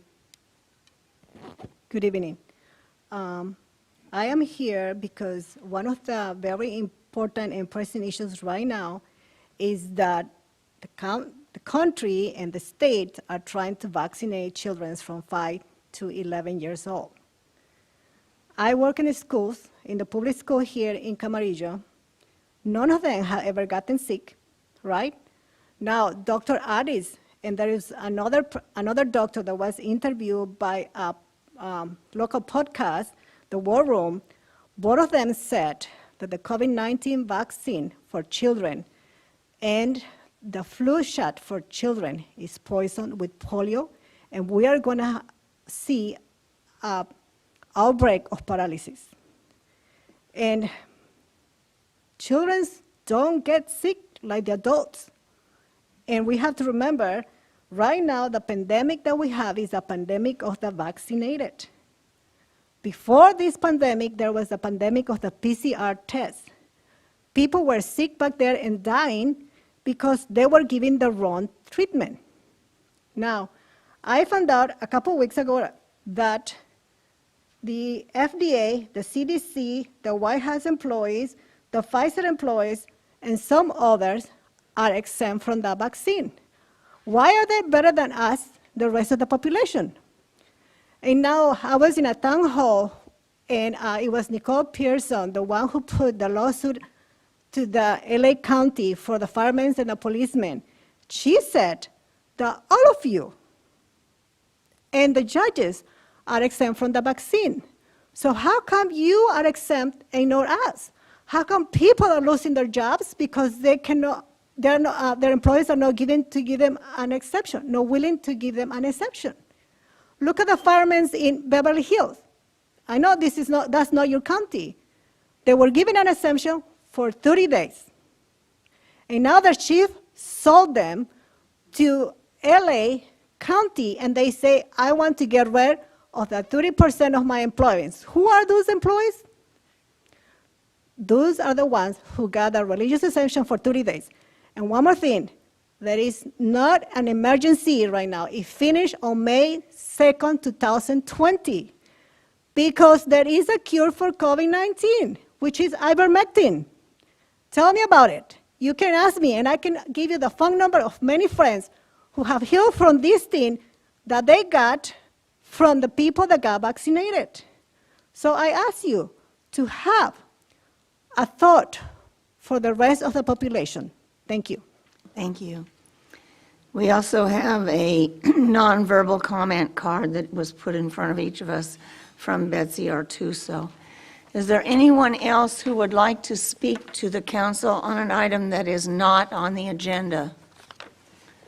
Seeing no one come forward, we will go on to public hearings. Our first public hearing is redistricting, public hearing number 1 of 4, and this is for redistricting of Camarillo. Receive public input regarding redistricting and redrawing of election district boundaries. And before we do anything else, I need to say that we have an interpreter translator, and I will call that person to come up and give an explanation of what they will do. Thank you, Madam Mayor, members of the City Council. In June 2019... Are we going to let the interpreter say what he's going to do? Good evening. My name is Ramon. Can you speak right into the microphone? Yes. Thanks. Can you hear me? Good Yes. evening. My name is Ramon Valdivieso, court certified interpreter Spanish, ID number 301856. Para las personas que están escuchando, que hablan español, esta audiencia pública se trata de la redistribución de las zonas de las elecciones políticas y también por la suspensión temporal que se prohíbe de instalaciones de almacenamiento propio. Okay. Thank you very much. We'll go on with the staff report, and then I'll open the public hearing, and if anybody needs your services, you'll be back there talking. Yes. Thank you. Thank you. Okay, staff report. Thank you, Madam Mayor and members of the City Council. In June 2019, the City Council adopted an ordinance establishing a district-based electoral system, which began with the November 2020 election. The current district boundaries were established at the time using the 2010 census data. Cities with district-based elections are required to undergo a redistricting process, typically every 10 years, with the new census data, and it requires a review of the data and, if necessary, redraw districting boundaries reflecting the change in population. And that's to ensure that all districts are substantially equal in population. During the districting process, National Demographic Corporation assisted the city with the districting process. And so Kristen Parks is here tonight to walk us through the process. I also want to advise the City Council that we did an extensive amount of advertising to our community to invite them, and we will continue to do that, to invite them to the public hearings. And information was disseminated both in English and in Spanish and through different social medias, the Acorn, the school district's information site for their parents. So there's been a lot of community invitations so they can participate in this process this evening and for the future public hearings. So at this point, I'd like to call Ms. Kristen Parks to present to you on the redistricting process. Good evening. Am I on? You're on. You got to speak right into it. Okay, I'm gonna eat the microphone. There you go. I hear that's what you're supposed to do. Oh, there's a clicker. Thank you. Good evening. My name is Kristen Parks. I am a consultant from National Demographics Corporation. That is your demographer hired to assist with redistricting, the same firm that assisted with districting, which for some of you may feel very recent. I am super happy to be here because I'm a former resident of Camarillo, although it's been decades. All right, so this is the first of 4 required public hearings, as you heard. If we'll go to the next slide. I just want to, oh, I do have a clicker, huh? Oh, wow, I love it. Okay, so just to clarify, particularly for members of the public who feel like they remember hearing something about districting, they may know that they're in districts, they may have gotten a chance to vote in a district already, or they may have not, that in 2019, Camarillo made the transition from at-large elections, where all the voters in the city have a chance to vote for all of the council members, to a district-based election system where each council member must live in the district that they represent, and the voters within that district only have the chance to vote for one member to represent their district. So Camarillo's in the situation that a lot of cities are in right now, which is Camarillo adopted a map for their districts. And then not every district has had a chance to actually have elections yet. And then we had the 2020 census, and now we actually have to make potential changes to those maps. So you're not the only city in that situation. And of course, we are legally required to redraw district boundaries, or at least review them after every decennial census. So that's the difference between districting and redistricting. And I'm going to show you demographic data from the US Census for 2020 in a few minutes, but I just want to point out that the current district map that was adopted in 2019 had to use census data from 2010.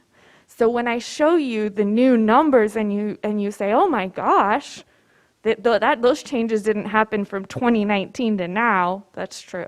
They happened from 2010 to now.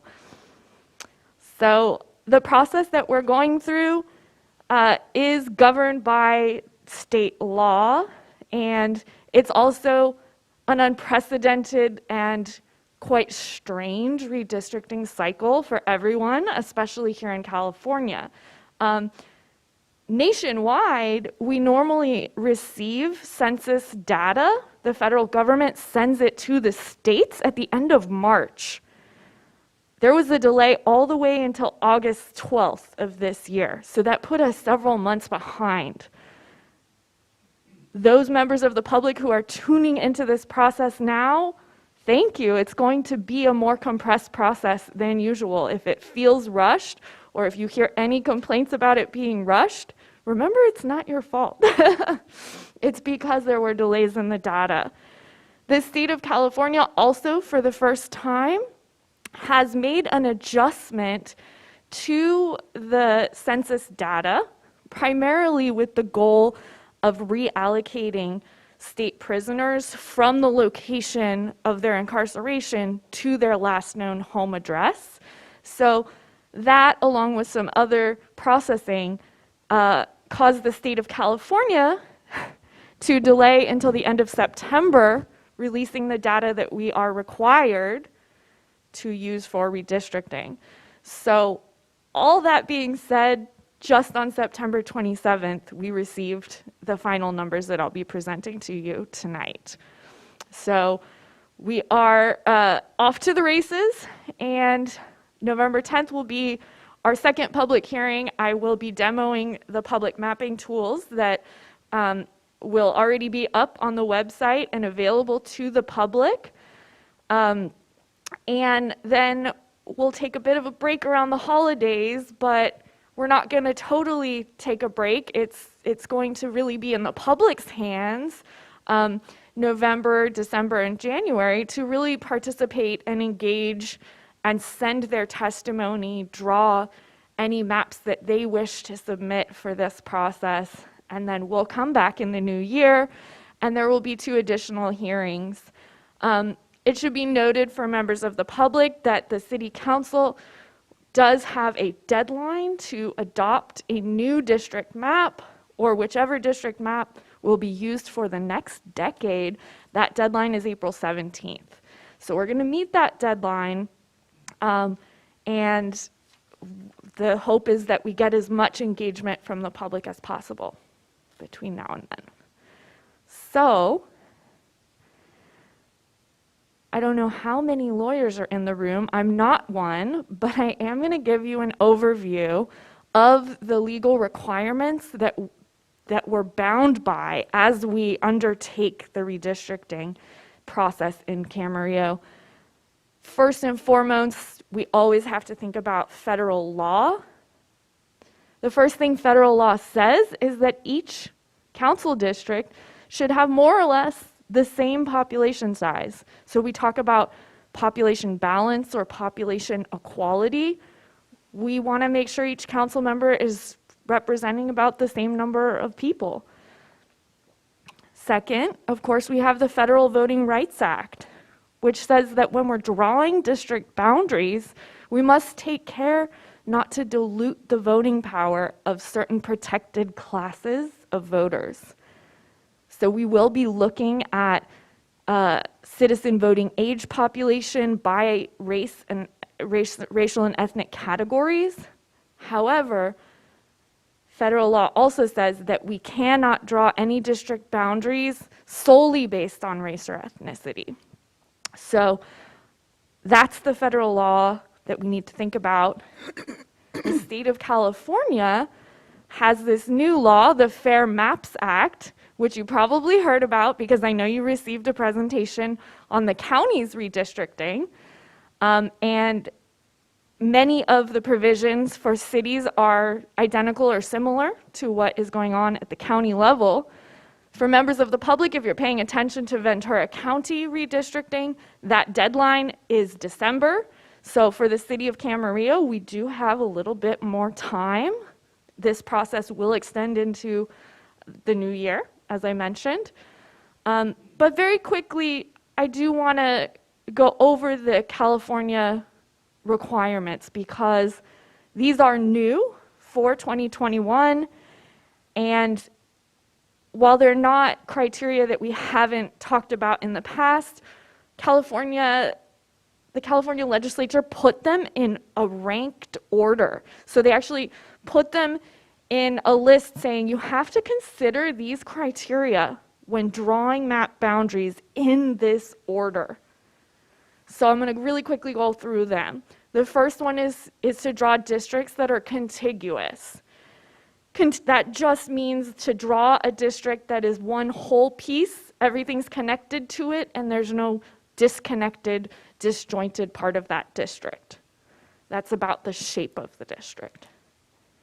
Second criterion is to take care when drawing your district boundaries to minimize the division of neighborhoods and communities of interest. So ensuring that when we're drawing district boundaries, we're grouping neighborhoods and communities together within districts, and we're trying not to divide them across districts. The third criterion is to create easily identifiable boundaries. So maybe drawing lines that follow major roads or things that residents will be familiar with. And finally, to draw districts that are compact. And you can think of compactness by thinking about what a non-compact district is, which is often a district that does have a very strange shape. Compact means we're not drawing a district that is bypassing a group of people in one area nearby the district and extending that line somewhere farther away to pull in another pocket of people. However, there are situations in which drawing a non-compact district may be necessary. For instance, if we are complying with the Federal Voting Rights Act, that will take precedence, right, over the fourth criteria for state law. So there's a lot here, and yet there's still other goals that we have. There's still other things that we have to think about or that we may want to bring to the table.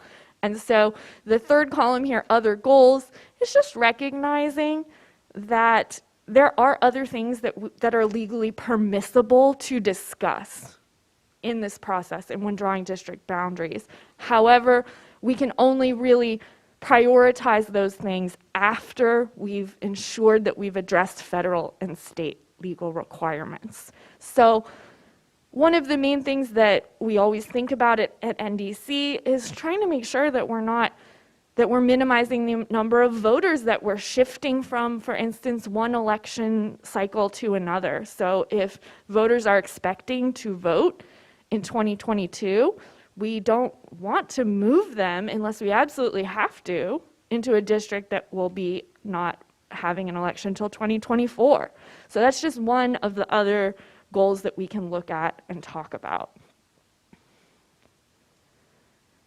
So most people are familiar with what a neighborhood is, and the reason that I'm coming back to it is that second criterion under California state law, which says that we should try to minimize dividing up our neighborhoods and communities of interest. The law was written to obviously prioritize neighborhoods, but also recognize that there are geographic areas of people with common interests in our cities that may not identify as a traditional neighborhood. Okay, and so going beyond neighborhoods and trying to allow for more types of communities to participate in this process and remain intact and not be divided by district boundaries. This is how the California state law has started using this term communities of interest. And we've used this term in redistricting for a while, but I think for members of the public, they might not be familiar with community of interest, right? Unsurprisingly, it really is just a community. It's defined as a community that shares common interest and wants to be included within a single city council district so it has a chance to be fairly and effectively represented. So it's a community of people that share something in common, but also are geographically located in one place, and they want to be in a single council district. The reason we talk about this is because while we may be able to look to city records or neighborhood associations, neighborhood councils, and other more objective definitions of neighborhoods, communities of interest are something that rely on public testimony. So we need the public to come share with the council what their communities of interest are that have a stake in this redistricting process so that they can be a part of it and advocate to be preserved within a single district if they so wish. There's really no wrong way to define your community as long as you're talking about things that bring people together and you're talking about where in Camarillo this community is. So people always want examples of communities of interest. We can have an example that is, and I'll try to give one that maybe isn't Camarillo, but for instance, there may be several blocks of folks that all speak the same language and perhaps have a shared history or shared experiences. Also, things that might bring them together that are issues that they care about. So perhaps it's people who live around a certain park and,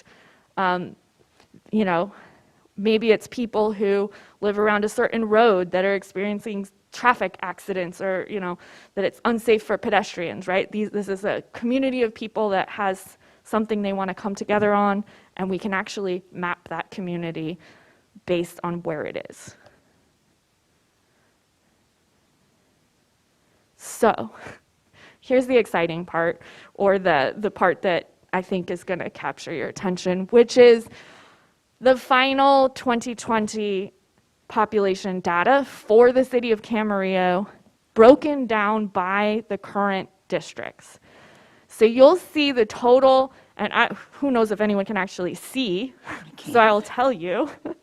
The total population of the city for 2020 was reported as 70,850.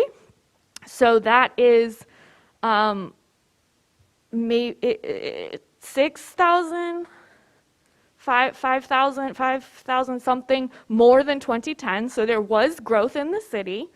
In many places, we're seeing that there wasn't as much growth as expected.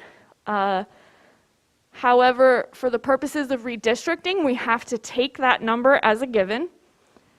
And we are going to take that total population of the city. We're going to divide it by the number of districts, which is 5.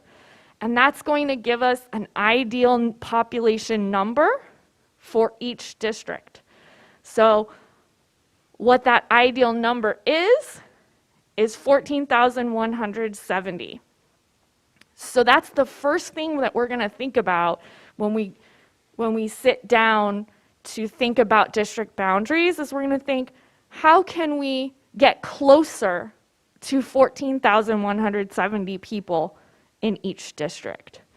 Of course, that's a fairness issue as well for folks in the district to have equal representation.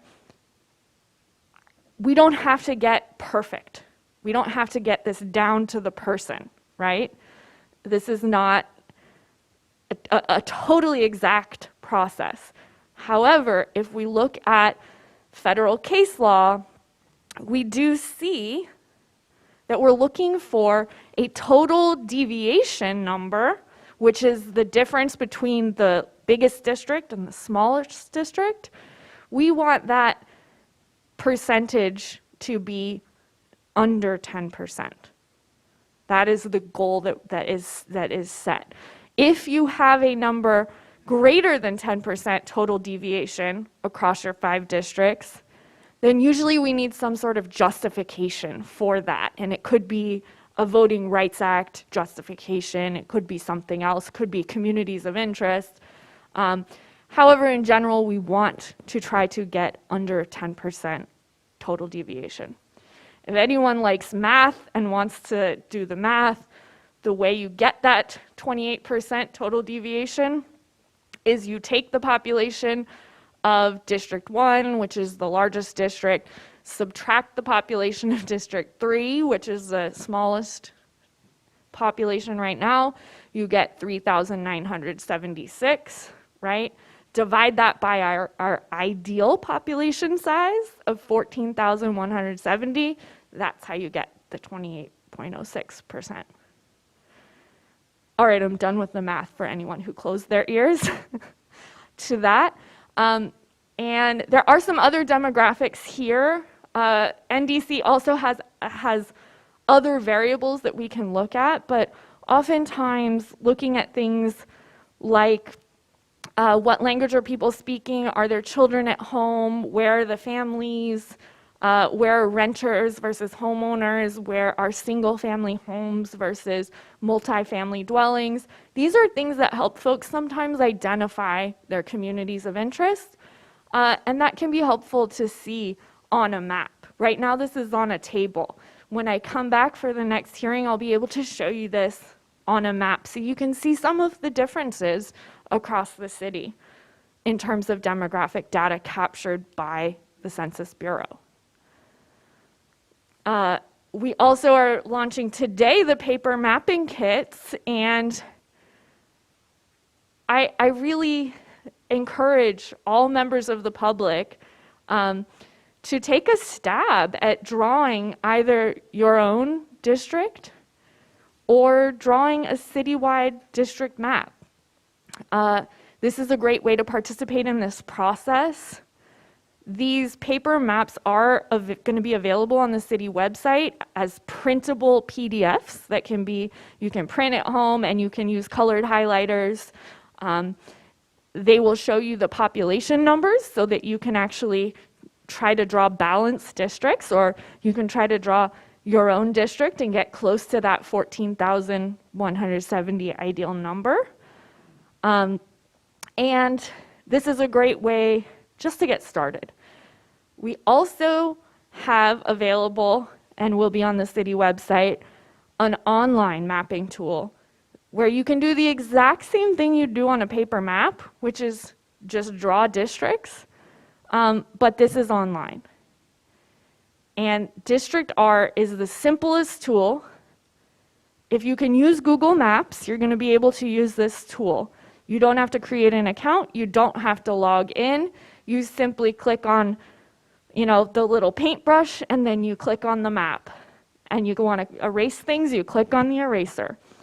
There's also a lot of that census demographic data available in this online tool. So you can use this tool even just to look at Camarillo and look at some of those data points mapped across the city.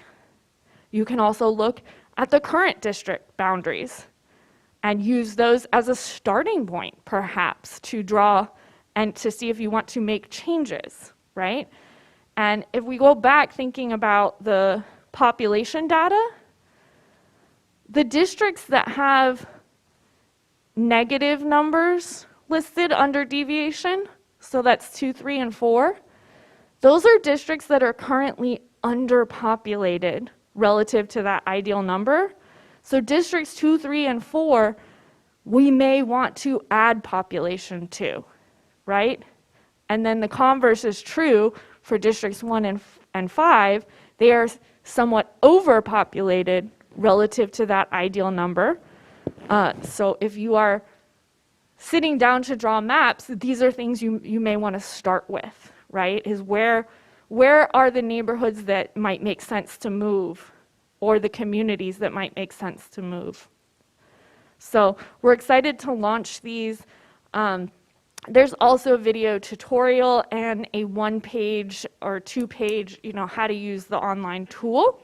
So there's lots of support for that. And then I want to let the public know that every map that they draw, even if it's just on a scrap of paper or a napkin, every map that they submit will be made part of the public record for Camarillo's redistricting process. So that will be considered by the council, and it will be posted publicly on the city website. So please participate. Please start thinking about this. Tell your neighbors about it. And we hope to see lots of engagement from the public, if not tonight, at future meetings. These are just the question prompts for the public to start thinking about, because we are at our first public hearing where by law we're pre-draft map, meaning we can't start talking about actual potential district maps tonight. By law, we're just talking in more generalities. We're talking about neighborhoods, communities, that sort of thing.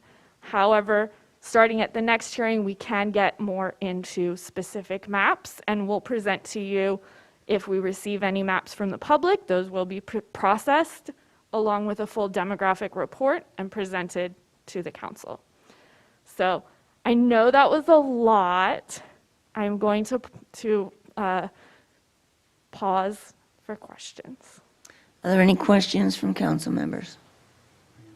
Mr. Tremblay. Thanks very much, Ms. Parks. So I had one question for you, and I want to ask it in this way. So I currently represent District 4, and there was just an election last year on that. And I think you indicated, and that's currently underpopulated, of course, according to the graph. But I know you also indicated during the course of your presentation, and I don't know if I'm going to play this back right, but here's what I heard you say, and that is that you want to minimize the number of people who are expecting to vote in 2022 who actually may not be able to vote in 2022 because of redistricting. So, for example, those folks could be folks that are added to District 4 because it's underpopulated, for which there would be no vote until 2024. So the question is, how do you reconcile those two seemingly contrasting items but still adhere to legal requirements?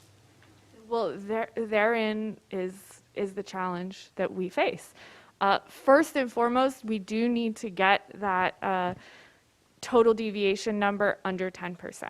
Once we get it under 10%, right, then we can think about minimizing the number of voters, so that are moving election cycles, right? So there is a priority, first for the population equality, second, we can consider the preserving of really voters' continuity of participating in their democracy. Okay, so in other words, you just take it as a priority. You take it in order of 1, 2, 3, 4. Okay, I got it. Thank you. Other questions? Sean? What is the deadline, or anticipated, not deadline, but what is the anticipated date for launching the online map? So it's actually already available. I don't know if the link has been posted to the city website, but the public can actually find it just by going to districtr.org. And you click through, you click on they show you the United States, you click on California, you click cities, alphabetical order, Camarillo will show up.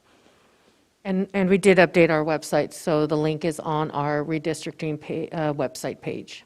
Where can I find it? I was actually, as we were going on the presentation, I tried to find it on the website, I couldn't find it. Okay.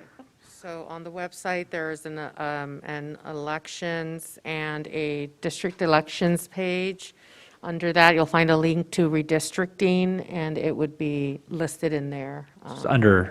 Is there any way where we can make that either under hot topics? I mean, we can add, I know we can easily add a link, either Yes, we hot will. topics or something more direct from the left sidebar on the homepage. Absolutely. We'll get it on that main page.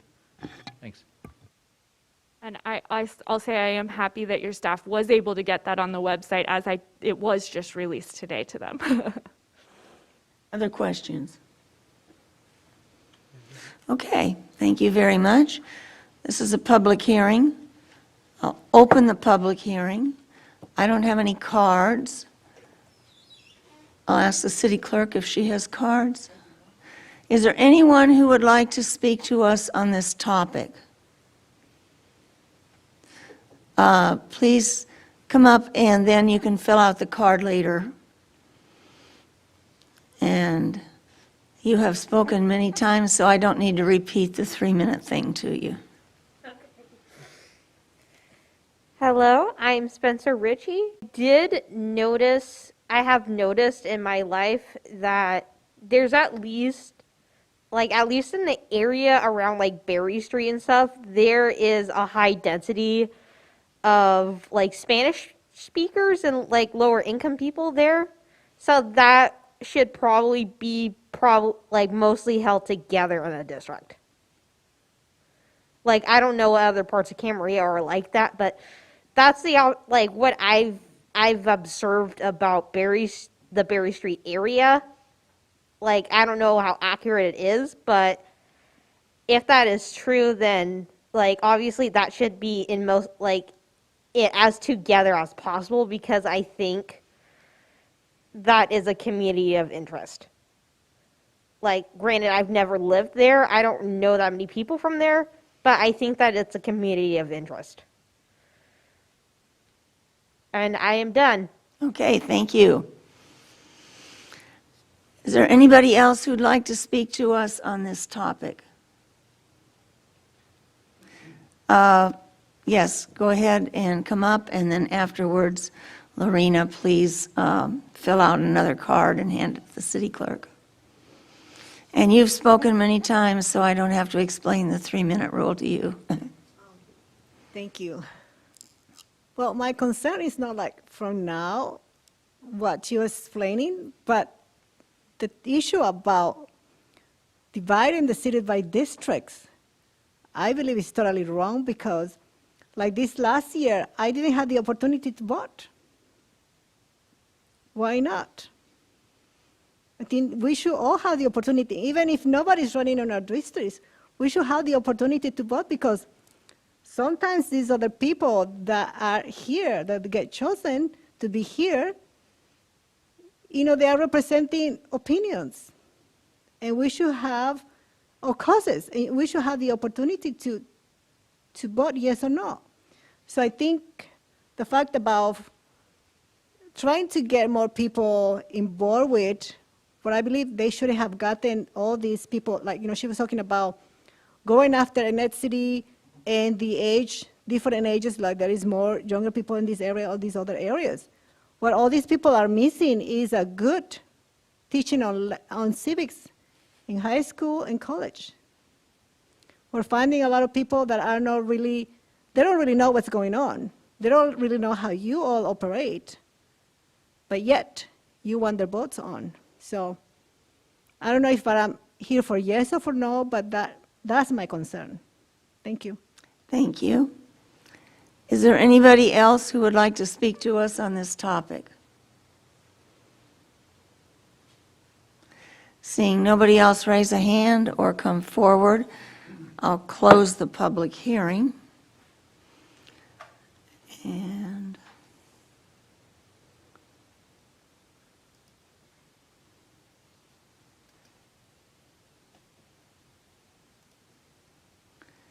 well, I'm just going back to my paper agenda. We aren't making a decision at this point, so I don't believe that there is a motion.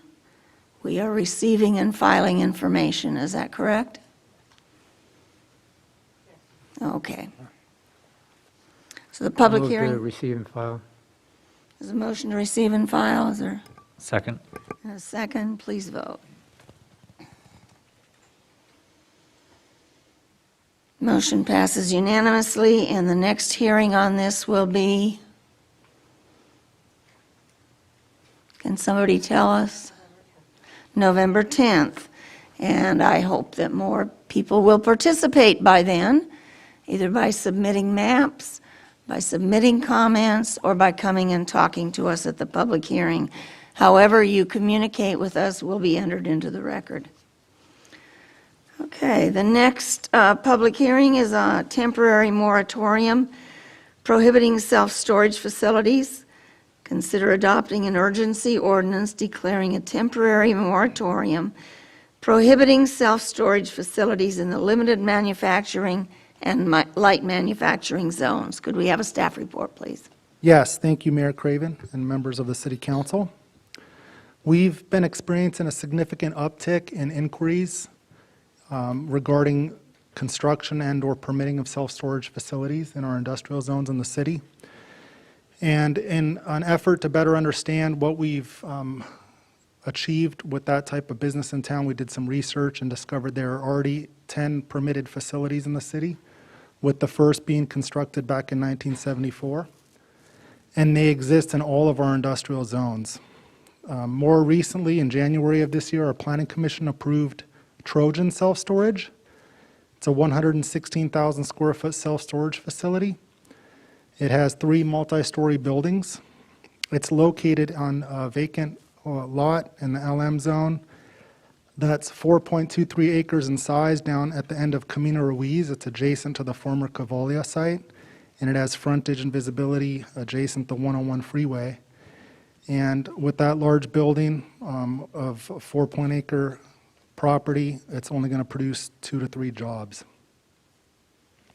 In 2019, we had a business relocate a self-storage facility at 5300 Adolfo, which is a neighboring property to the Trojan Storage business, and that's also down in the limited manufacturing zone, and that's a total of 100,000 square feet on the first floor, and they've recently submitted an application to build out the second floor at 75,000 square feet of self-storage, and that's on a 9-acre property.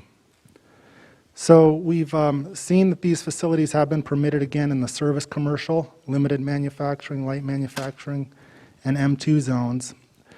We've raised concerns with the uptick in the construction of these facilities, and they consume a large amount of land and they have limited number of employees. We feel that it'd be inconsistent with our current city policies and plans, including the general plan and zoning districts, and our economic development strategic plan.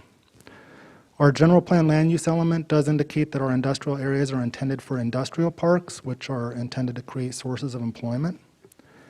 In our LM zone, it's a zoning district that implements industrial land uses of our general plan, and it's really intended to allow for uses for limited manufacturing, administrative or executive offices, scientific research, and laboratories, and it's really intended to provide land for the creation of jobs through planned industrial parks.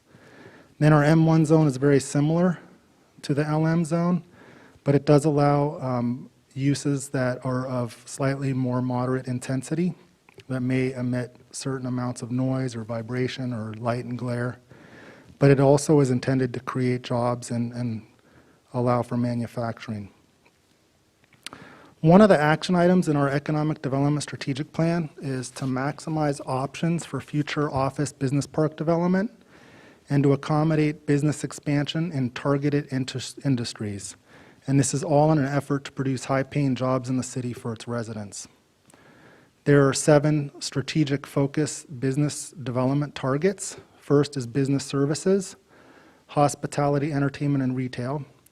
Third is healthcare services. Fourth is information technology. 5, advanced manufacturing. 6, agricultural inputs and services. And lastly, number 7 is biopharmaceuticals, which we call biotech. And our vacant, limited manufacturing and M1 zones are all suitable to accommodate those land uses and target industries.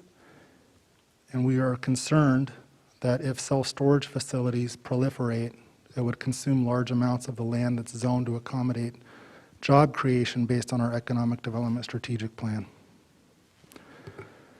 So based on our concerns and the recent uptick and the emerging self-storage development trend that we've been seeing and experiencing here in Camarillo, we actually raised these concerns with the Economic Development and Land Use Committee at their last meeting on September 17th last month. And we presented this topic to the committee and outlined the issues and concerns of incompatibility of our self-storage businesses with our existing and new industrial business parks, and particularly as it relates to the lack of job creation. At the conclusion of staff's presentation, we recommended that the committee does recommend to the City Council that staff begins a study to prohibit self-storage facilities in the LM and M1 zones, and the committee did concur with the recommendation. So based on that, staff is recommending the first adoption of the urgency ordinance for a period of 45 days to begin the study on compatibility issues that we've raised with self-storage uses in our general plan, zoning, and economic development strategic plan. The adoption would require that the ordinance would take effect immediately if there were a 4/5 vote of the City Council. With that, staff recommends that the City Council request a reading of the title of the ordinance and waive further reading and adopt the urgency ordinance that would declare a temporary moratorium that would prohibit self-storage facilities in the limited manufacturing and light manufacturing zones. That concludes my presentation. Are there any questions? No questions? Okay, I'm going to open the public hearing. Ask if there's anyone who would like to speak to the council on this item. I have no cards. If you have yes, come on up.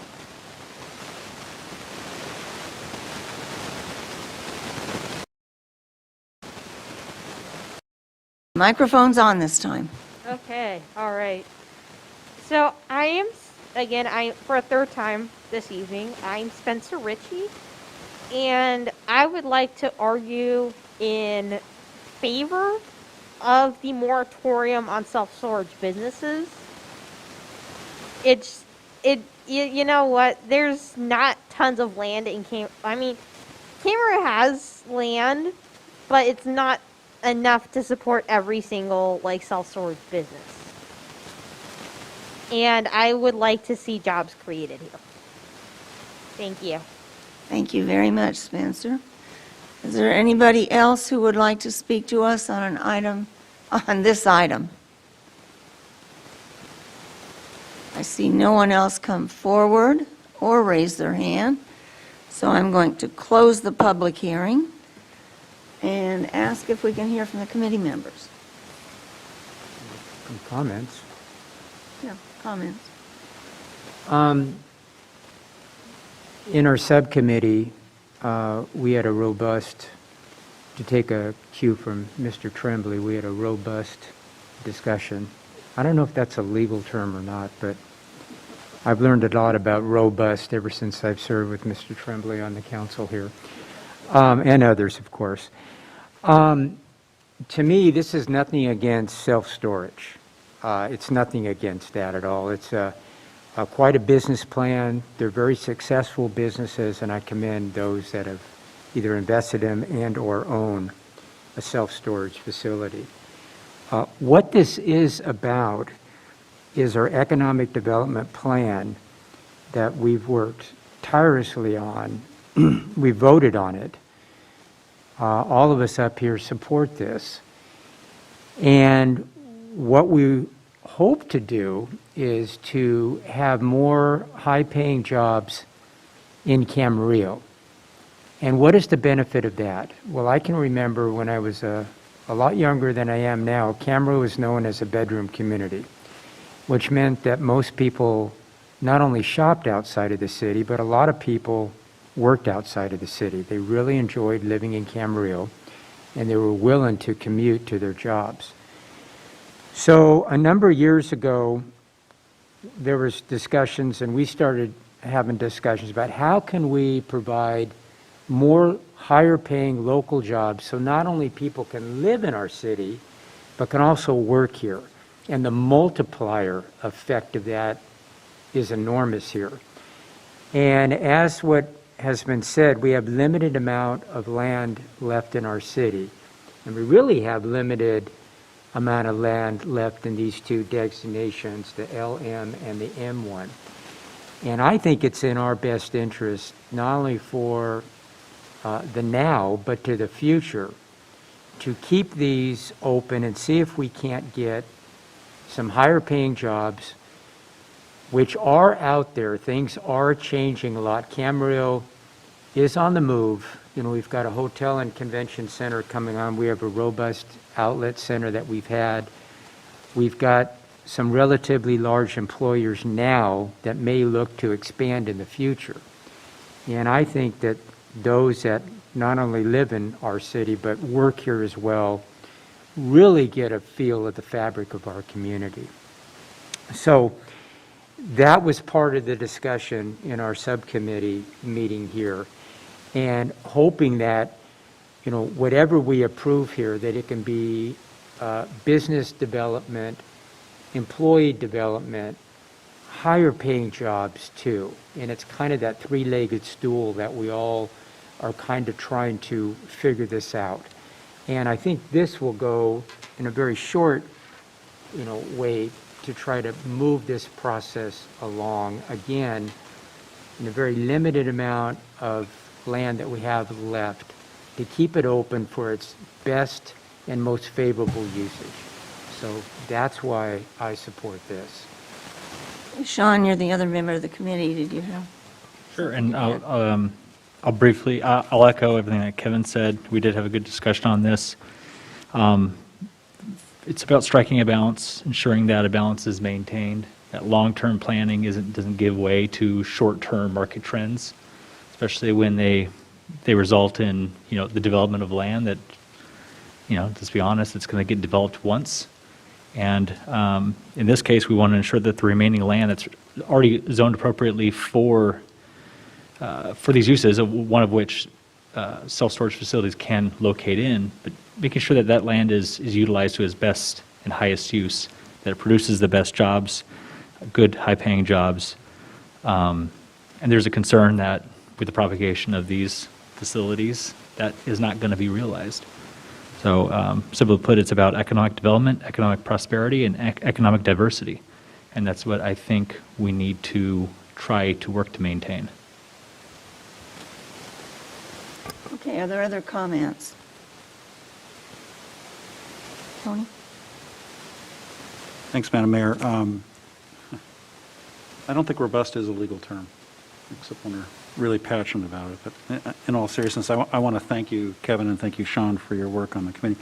I was contacted today by a self-storage business owner who lives in the community, who's concerned about adoption of an urgency ordinance, and who wants to be able to chance to have a discussion with city staff about their perspective, their perceived, their perception on needs for self-storage, in our city population. But that said, I support the urgency ordinance because I think it gives the city some breathing room. I happen to share staff's and the committee members' concerns from a policy standpoint about it.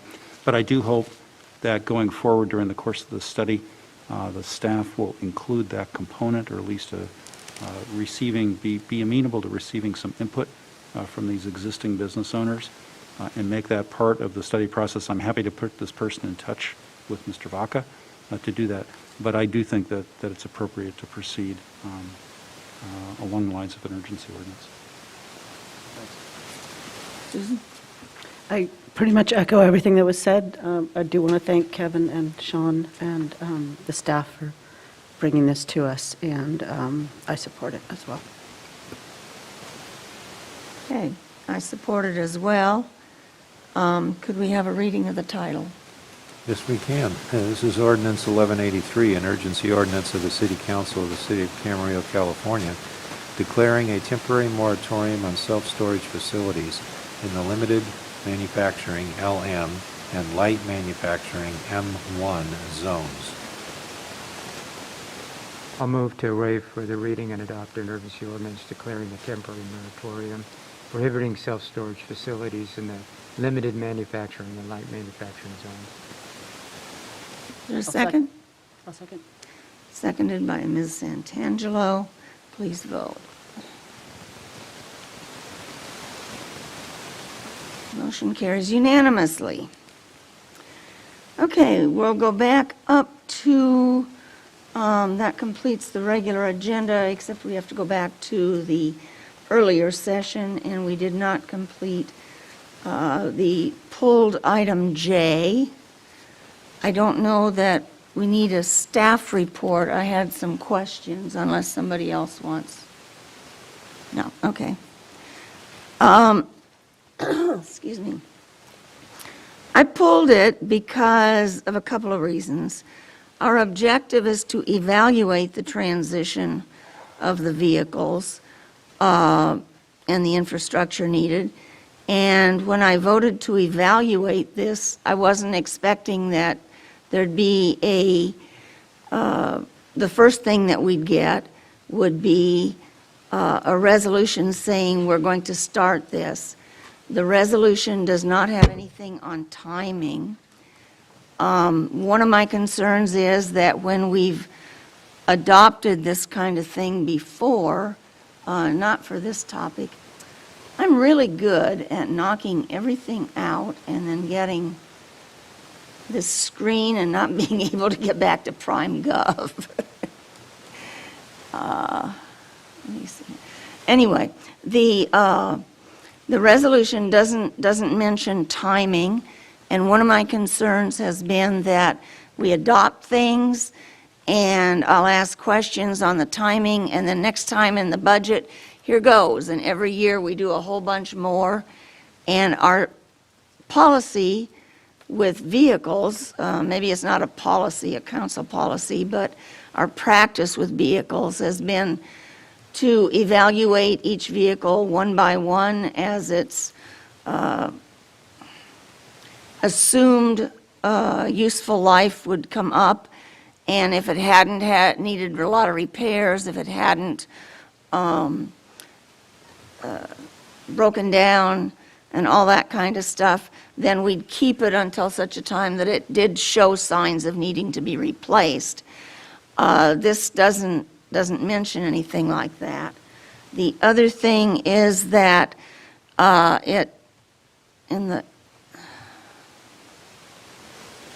before I knocked it back, I had right where I wanted to say.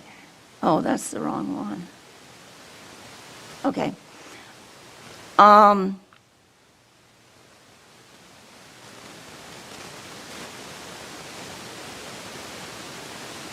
It talks about,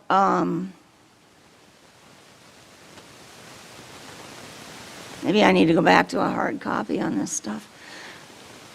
Now, I finally got here. Section 2, Section 1. Section 1 is all the whereases. Section 2 says that we are directing staff to pursue grants, rebates, and opportunities to fund the installation of infrastructure. That's right now, and to ensure future city fleet vehicles purchases are evaluated with a priority for available makes and models that are most able to meet zero-emission vehicle standards for each vehicle class, operational need, and existing supporting infrastructure. It doesn't mention anything about cost, and it doesn't mention anything about timing, and that's the problem I'm having. So I guess those need to be addressed.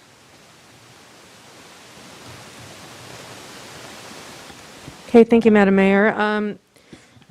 The evaluation of the city's public transit and fleet options and the infrastructure to reduce the greenhouse emissions is going to be an ongoing process. So there's a couple of things that the resolution from staff's perspective, what it intends to do. One is that the council is directing staff as in the objective to evaluate effective, energy efficient, transitioning the fleet to efficient vehicles. It's part of that process. So we've got a couple of processes that are happening right now. In evaluating infrastructure and evaluating our replacement of vehicles, those are the two things that are happening at the same time. So in preparation for providing the City Council a comprehensive report on that feasibility or that evaluation, we need to address the infrastructure. We need to look at it. And we also need to be looking at funding opportunities that are available now. So we're currently working with SCE, working on the Charge Ready grant program. So we're identifying infrastructure needs if we are to pursue electric vehicles and looking at their funding opportunities. When we get to the point where we've established the facilities and then the infrastructure, the grant programs, and we have that information, then we can bring back to the City Council a comprehensive report on the infrastructure part of it, the cost, and then in that report also bring to the City Council the replacement of vehicles and what that means. What does that mean in terms of what models or makes and models are available right now as options for energy efficient vehicles? And in looking at our fleet, our current replacement schedule, we do see that there are some vehicles that could be changed to, or when replaced, to a hybrid model. We can't provide an option of an electric vehicle because we don't have the infrastructure for that yet. So there's a lot of concurrent things that are going right now in the analysis of it. So in the fleet replacement, city staff will continue to do what it has in the past, is come to the City Council with requesting council authority for a purchase and bring to the City Council information regarding the replacement of vehicle. It is already a directive, operational directive by the City Manager's office that when we replace it, that we're replacing it because it's the need, not just because it's reached its lifetime expectancy, but that that the need to replace has come up, because depending on how we care the vehicle and the maintenance and the use of it, it can exceed the lifetime expectancy. So we're already looking at that as a matter of practice and internal policy. So when we come to the City Council to replace it, we will be bringing you a report with the cost, the comparison to the most efficient vehicle available for that replacement of that vehicle. So it basically, we understand the objective was to review, to evaluate transitioning the fleet, but we're also having to do it in steps in a way that as the information becomes available, we can bring it to the city council. And so it's trying to work at that and also the replacement of our vehicles. So again, with the replacement of vehicles, we'll continue to bring to the city council a report for each purchase authorization. But this resolution, what it would do, it would direct staff for us to be looking at the most efficient model now and not wait for that report to be completed.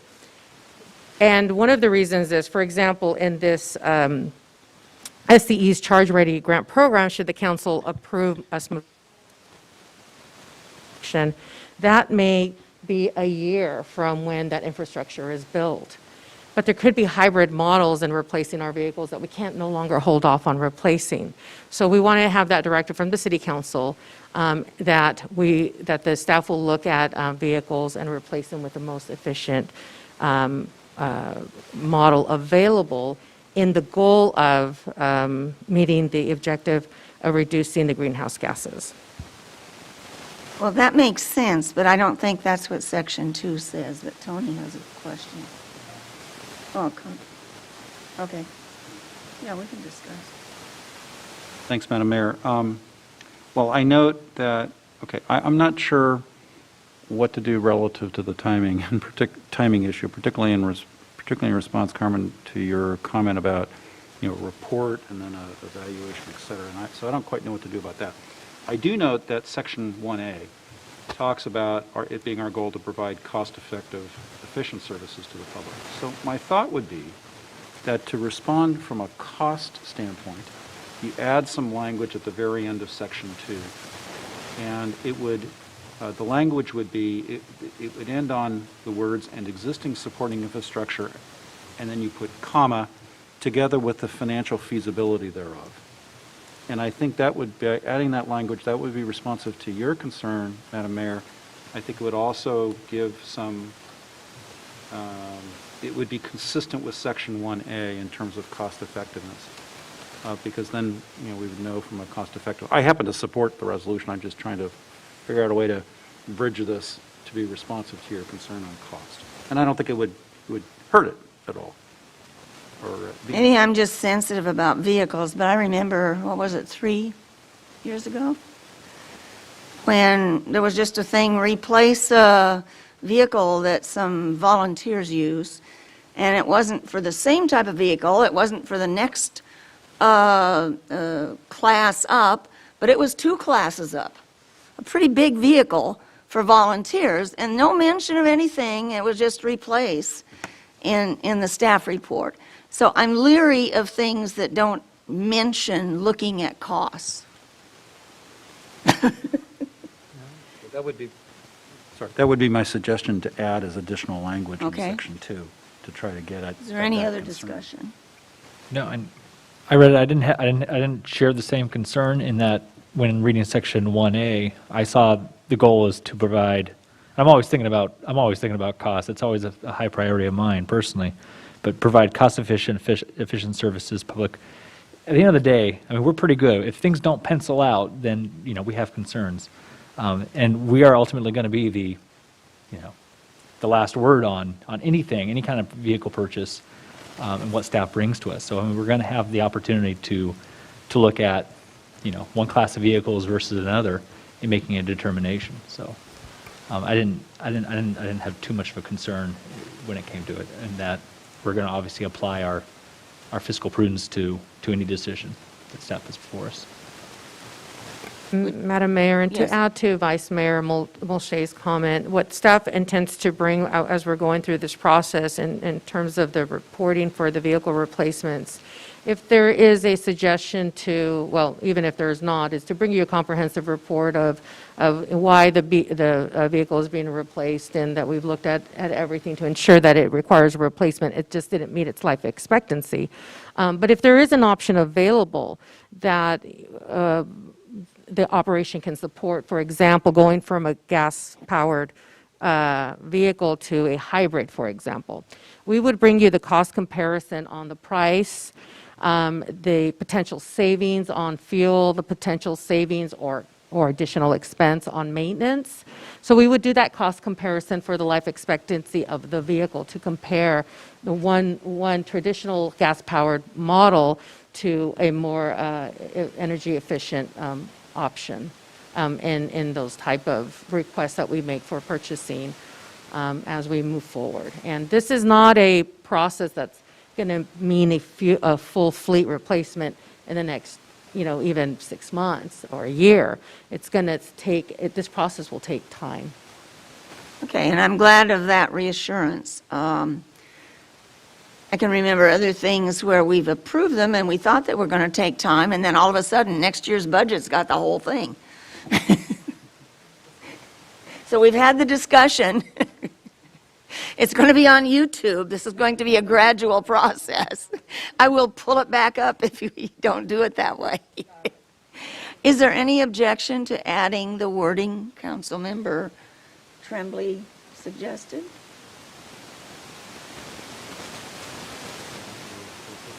Would you like to make a motion? I'll make a motion that we approve item J with the necessary adjustments in the verbiage that have been spoken about to all of us. That Councilmember Tremblay suggested. Councilmember Tremblay's suggestions. There's a motion and a second. Please vote.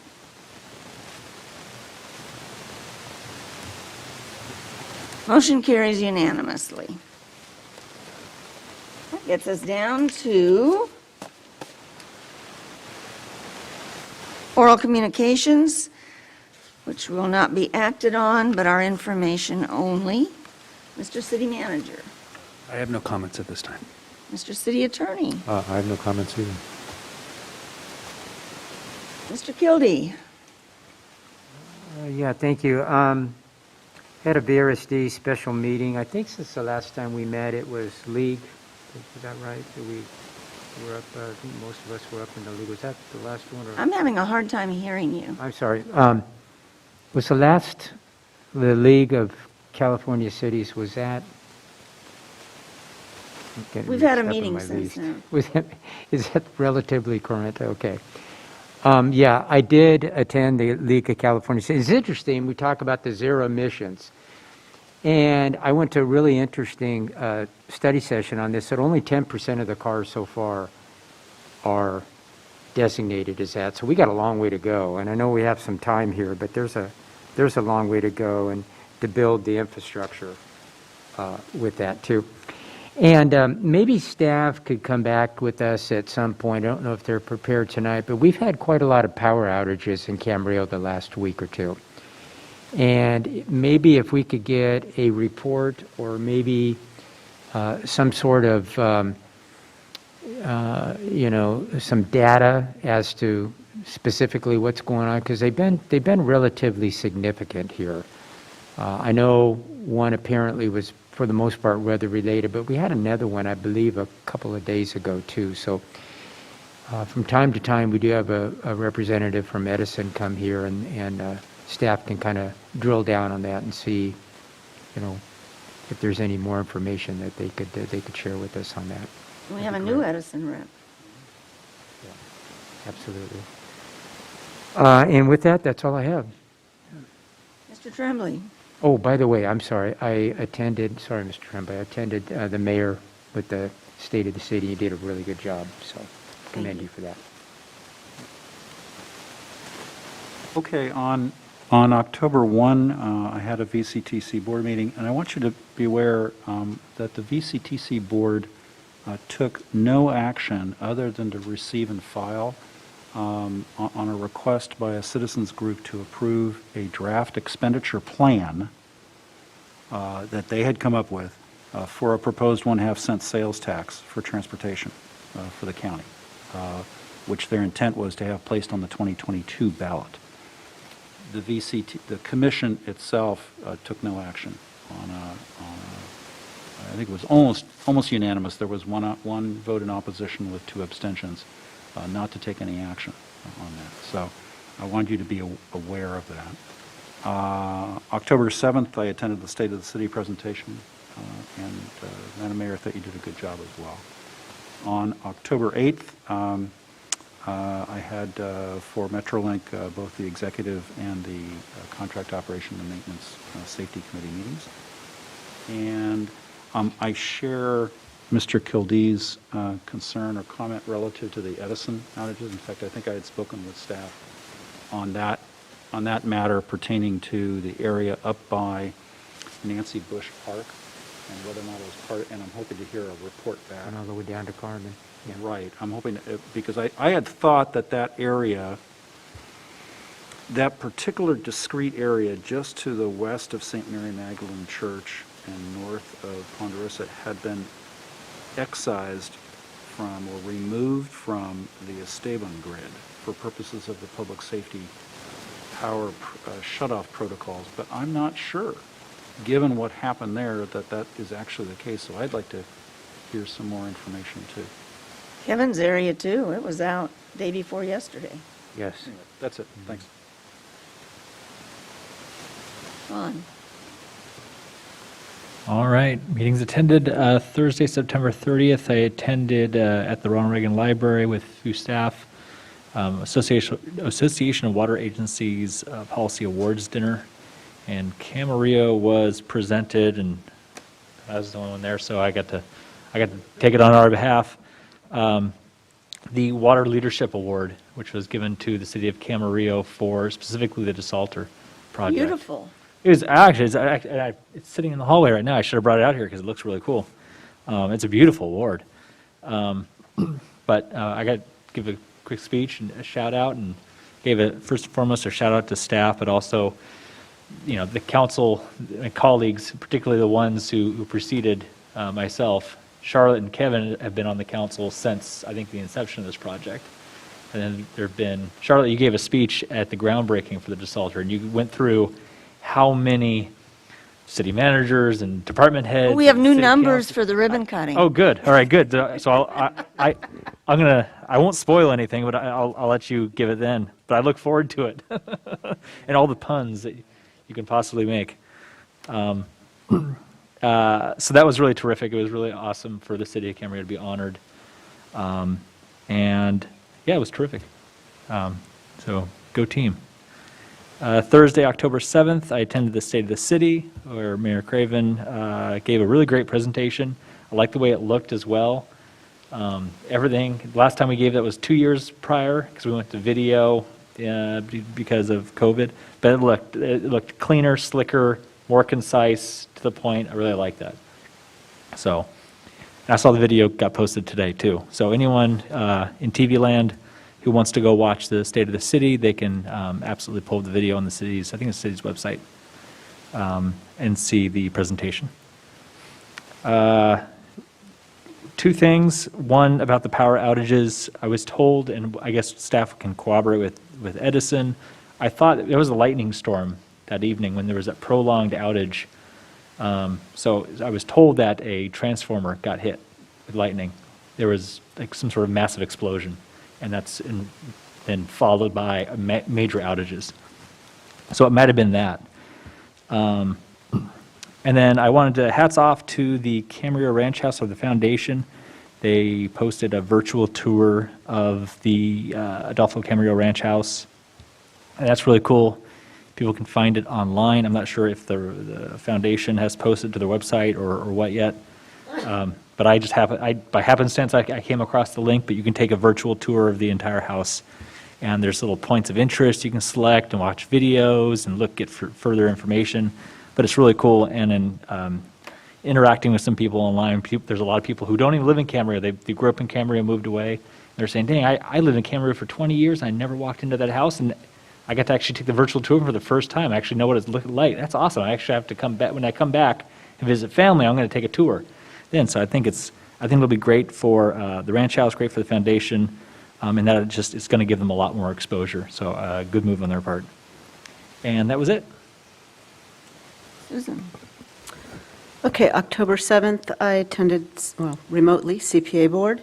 October 7th, the State of the City with Our Eop, and October 8th, was my turn to do the tour of the pretrial detention center with Captain Tennyson and Michelle, who's left. And you guys all got to go before I did, so I really didn't know what to expect, and I was really, really, really impressed.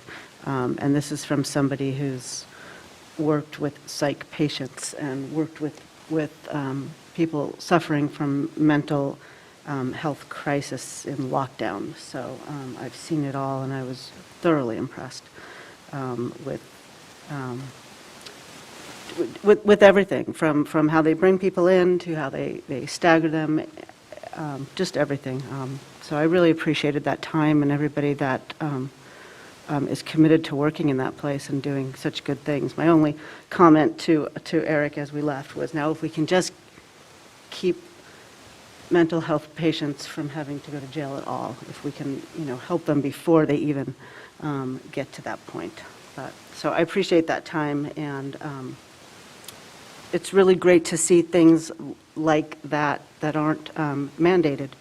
And I'm not sure why I'm not sure why the state isn't mandating better mental health care for those that are incarcerated, but it's really nice to be in the forefront of trying to do something better that's not mandated, but we're doing it anyway because it's the right thing to do.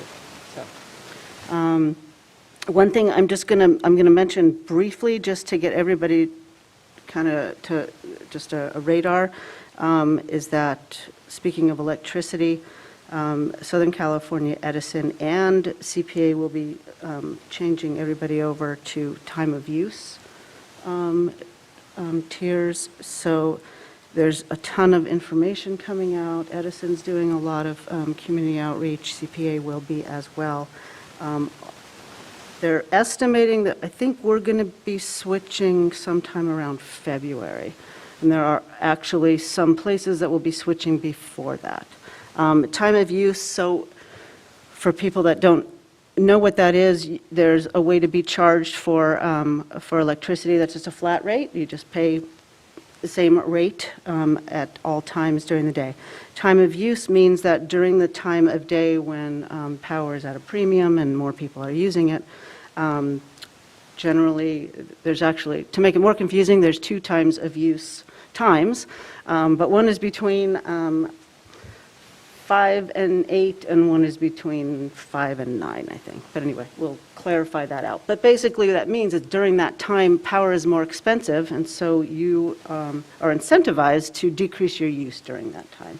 So it gives you a way to contribute to helping with our electricity issues, but also it gives you an opportunity to help decrease your bill by using less electricity. So more will be coming out, but just to, like I said, just to plant it in everybody's head now. And that's all I have. On the 6th, I attended an RDP 21 Strategic Committee, and on the 7th, I attended the RDP 21 monthly meeting. I will mention that the ribbon cutting for the desalter will be on November 30th at 9 a.m., and that's just north of the corner of Las Posas and Lewis Roads, northwest corner. I was looking at the CIP status report. Do we have any idea when the Disdar Park project design will be coming back?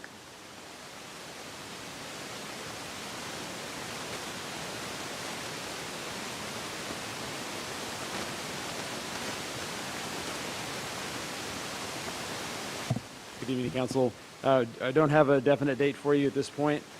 We are working through moving from preliminary design into complete design.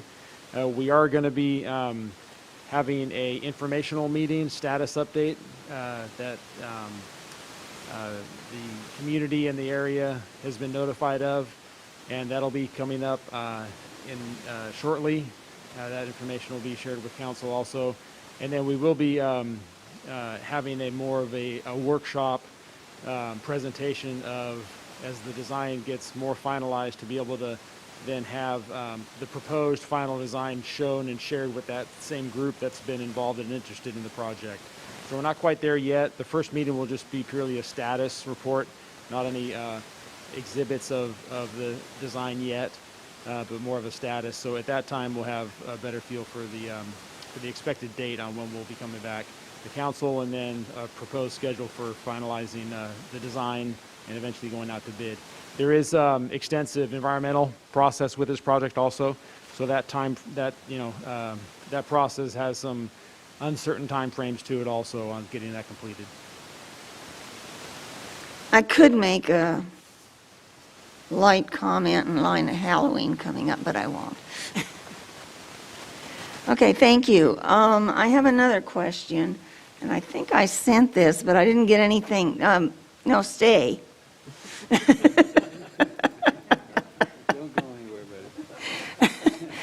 I sent an email, but I didn't get a response, so here goes. I've gotten 3 comments now about the piles of stuff, as people call it, and I drove by and I couldn't define it any better than piles of stuff that are on an empty lot. I don't know if it's the city's 11 acres or somebody else's land that's not south of Home Depot, but south of the shopping center that we approved, but nothing ever happened on, that's adjacent to Home Depot. Is that the city? Is that city property that all this stuff is being piled on? Yeah, this kind of odd-shaped strip there that is south of Ventura Boulevard and just north of the airport. Yeah. Are we referencing? Yes, that's actually wood chips. So we use that area to place the wood chips from our tree trimming. If that's the piles of stuff that's being referenced, and Probably is. We spread that there, and then also stockpile some of it for use on our open areas as we go back and mulch and use the wood chips in other areas throughout the city. Okay, so it's our land and we're storing our own stuff. That's correct. Okay, so I'll just tell them the stuff is ours. Okay, because that's what everybody said. What's that stuff? If there's any issues with any of it appearing to be a problem or any other questions, they can contact Public Works and we can take care of it. Okay. Thank you. That's all I had for you. And then, because there was discussion of the Sholey House, and I noted that it was vandalized and now they've completely boarded it up and really secured it. But it sparked a couple people to ask me, is there any idea of the timing of that project getting going? The Sholey House on the last part of Springville. Yes, they've actually gone in and taken some photographs, and they're working on that, and they're trying to clean the site around the Sholey House. They have to do grading before they can physically relocate it, so it's going to take some time to see the actual structure moved. And those things that have fallen down, I gather they were barns or garages or something. Or sheds. Those are yes. going to be destroyed and not saved, is that correct? Yes, that's correct. Okay, and I noticed that they have new tape around them, so people are supposed to not get in there. I mean, it's more obvious now than the yellow tape was. Okay. Very good. That's all I had, except to say that the outage at Village Square the day before yesterday was not due to windstorms or a power an explosion, but I do, and I don't know what the people knew, but I do know the dentist's office and everybody else was just leaving and going home and closing up their shops. So it is a problem. Power outages have been a problem in Camarillo for quite a while, that's all I can say. Anyway, our business having been conducted, this meeting's adjourned. And I will adjourn a special meeting that was for the purpose of a closed session too.